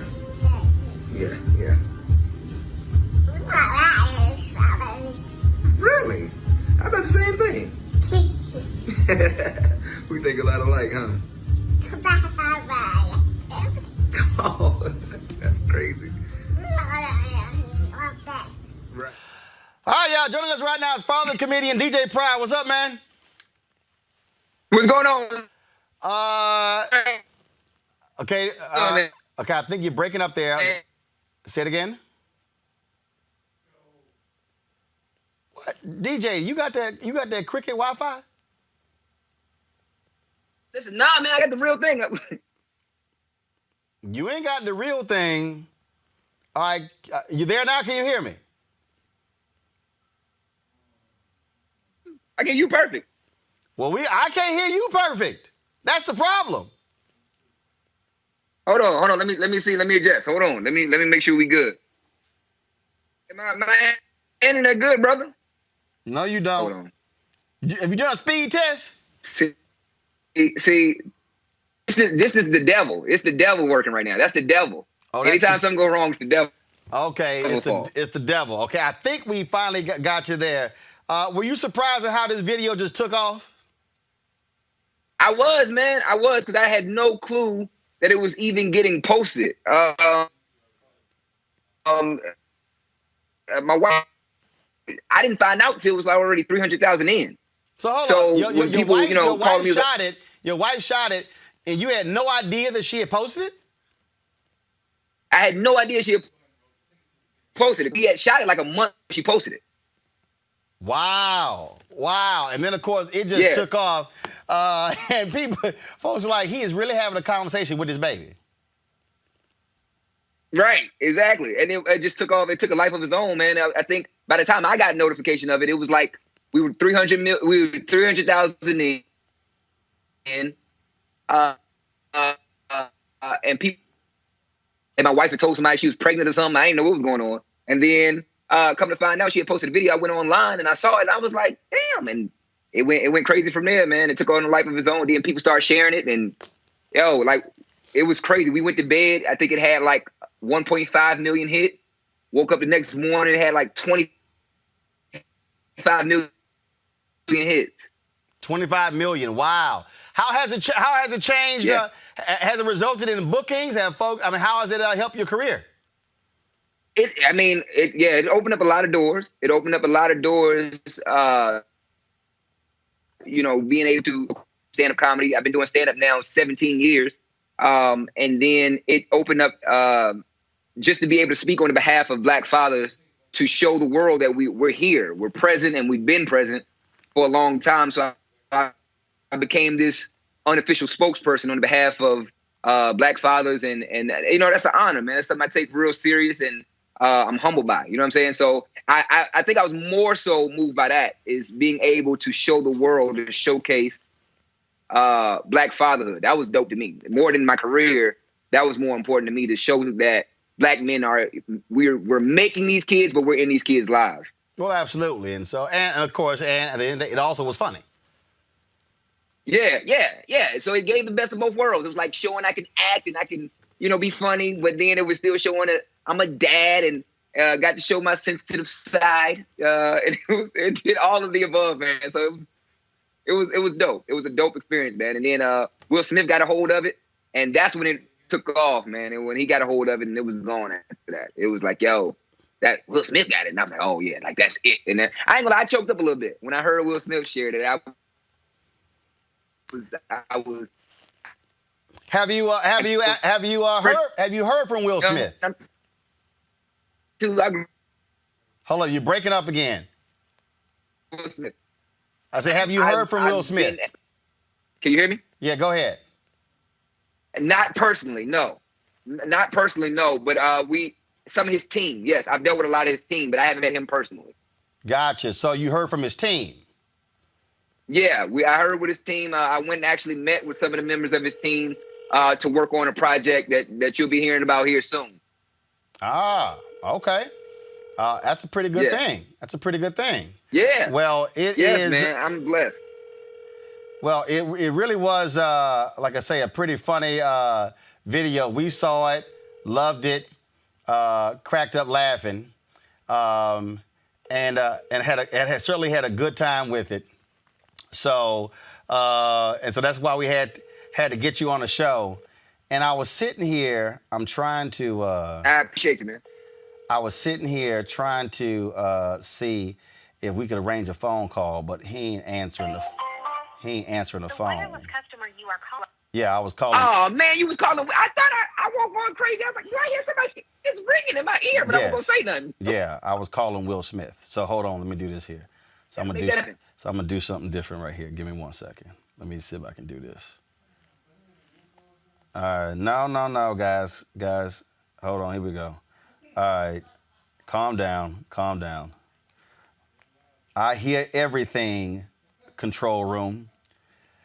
People, my control room, they think they can say stuff and like I don't hear. That ain't how that work. I hear everything. All right, so we're gonna do this here. We're gonna put it on video. All right, here we go. Hey, Will, remember that brother DJ Pryor, that video you shared of him talking to his son? That's him right now. He's on my show. Hey, y'all, roll the video. There you go. So, Will, you said he ain't talked to you. I was trying to call you on the show. And so I wanted to surprise him there. So hope all is well with you and Jade and the fam. Tell him what's up. And so DJ Pryor, hopefully Will will hit me back, and then we'll try to connect y'all. Oh, my God. Yo, Roland, you just did a move on me, man. I'm not going to cry. But I want to. Well, you know I'm going to, but you got me. Like the Master P, like the Master P movie. If you got the hookup, you got the hookup. DJ Pryor, man, I appreciate it. Good luck. Let me know how it goes with the project and Will Smith's team. Thank you so much. I appreciate you. All right, bro. You take care. All right, folks, that is it. I gotta go. I gotta do a speech literally for the Boston Alphas right now. I want to do this here. They have. Hold up. First of all, let me send this thing to Will Smith. They have an event going on. It's a Zoom event. It's a fundraiser for their Edward Brooke Scholarship. Of course, Edward Brooke was the first African-American elected to Congress since Reconstruction. And they are putting this event on. It's a fundraiser for them. Y'all go ahead and show it. This is what it is right now. And so I'm about to give the keynote speech. So literally when we hang up right now, I'm about to do that. But if you want to support this scholarship fund, if you want to support the scholarship fund via Cash App, normally right now, I'm always do our Bring the Funk fan club. But if you want to see it, guys, go right, pull it up. So this is the Cash App. So I can do this here because I think on the TV, y'all can just go ahead and just hit it right there with your phone. If you just turn on your camera, and then what it'll do is it'll actually take you, put on your camera, it'll read this scan code and take you right there. If you want to support the Senator Edward Brooke Scholarship Fund, just Cash App them at $Boston Alphas. $Boston Alphas. Again, I'm about to in a second do their Zoom scholarship fundraiser. I'm giving the keynote speech. This is it right here. They have folks who are registering, and then of course, if you want more information, if you want to give some other way, if you want to reach out to them, the email on here is EWB Edward William Bob 3 Foundation @gmail.com. That's EWB3 Foundation @gmail.com. So if you want to send a donation, and again, it's a scholarship fund for brothers. And it's put on by the Boston Alphas and the Edward Brooke III Educational Foundation. And so I'm about to do that in a second. So I thank you, all of you who are watching today's show. I will see you guys tomorrow right here on Roland Martin Unfiltered. We're going to have a full breakdown of Senator Kamala Harris's speech tonight. We also President Barack Obama, 9 p.m. Eastern. We will begin our live stream coverage of the Democratic National Convention. So look for our YouTube channel, folks, to watch it as well. And yeah, watch it on our YouTube channel. Forget everybody else's, because that way when you watch it on ours, those views help us generate money for us to keep doing this show. So we appreciate that. Folks, I'll see y'all tomorrow. Holla!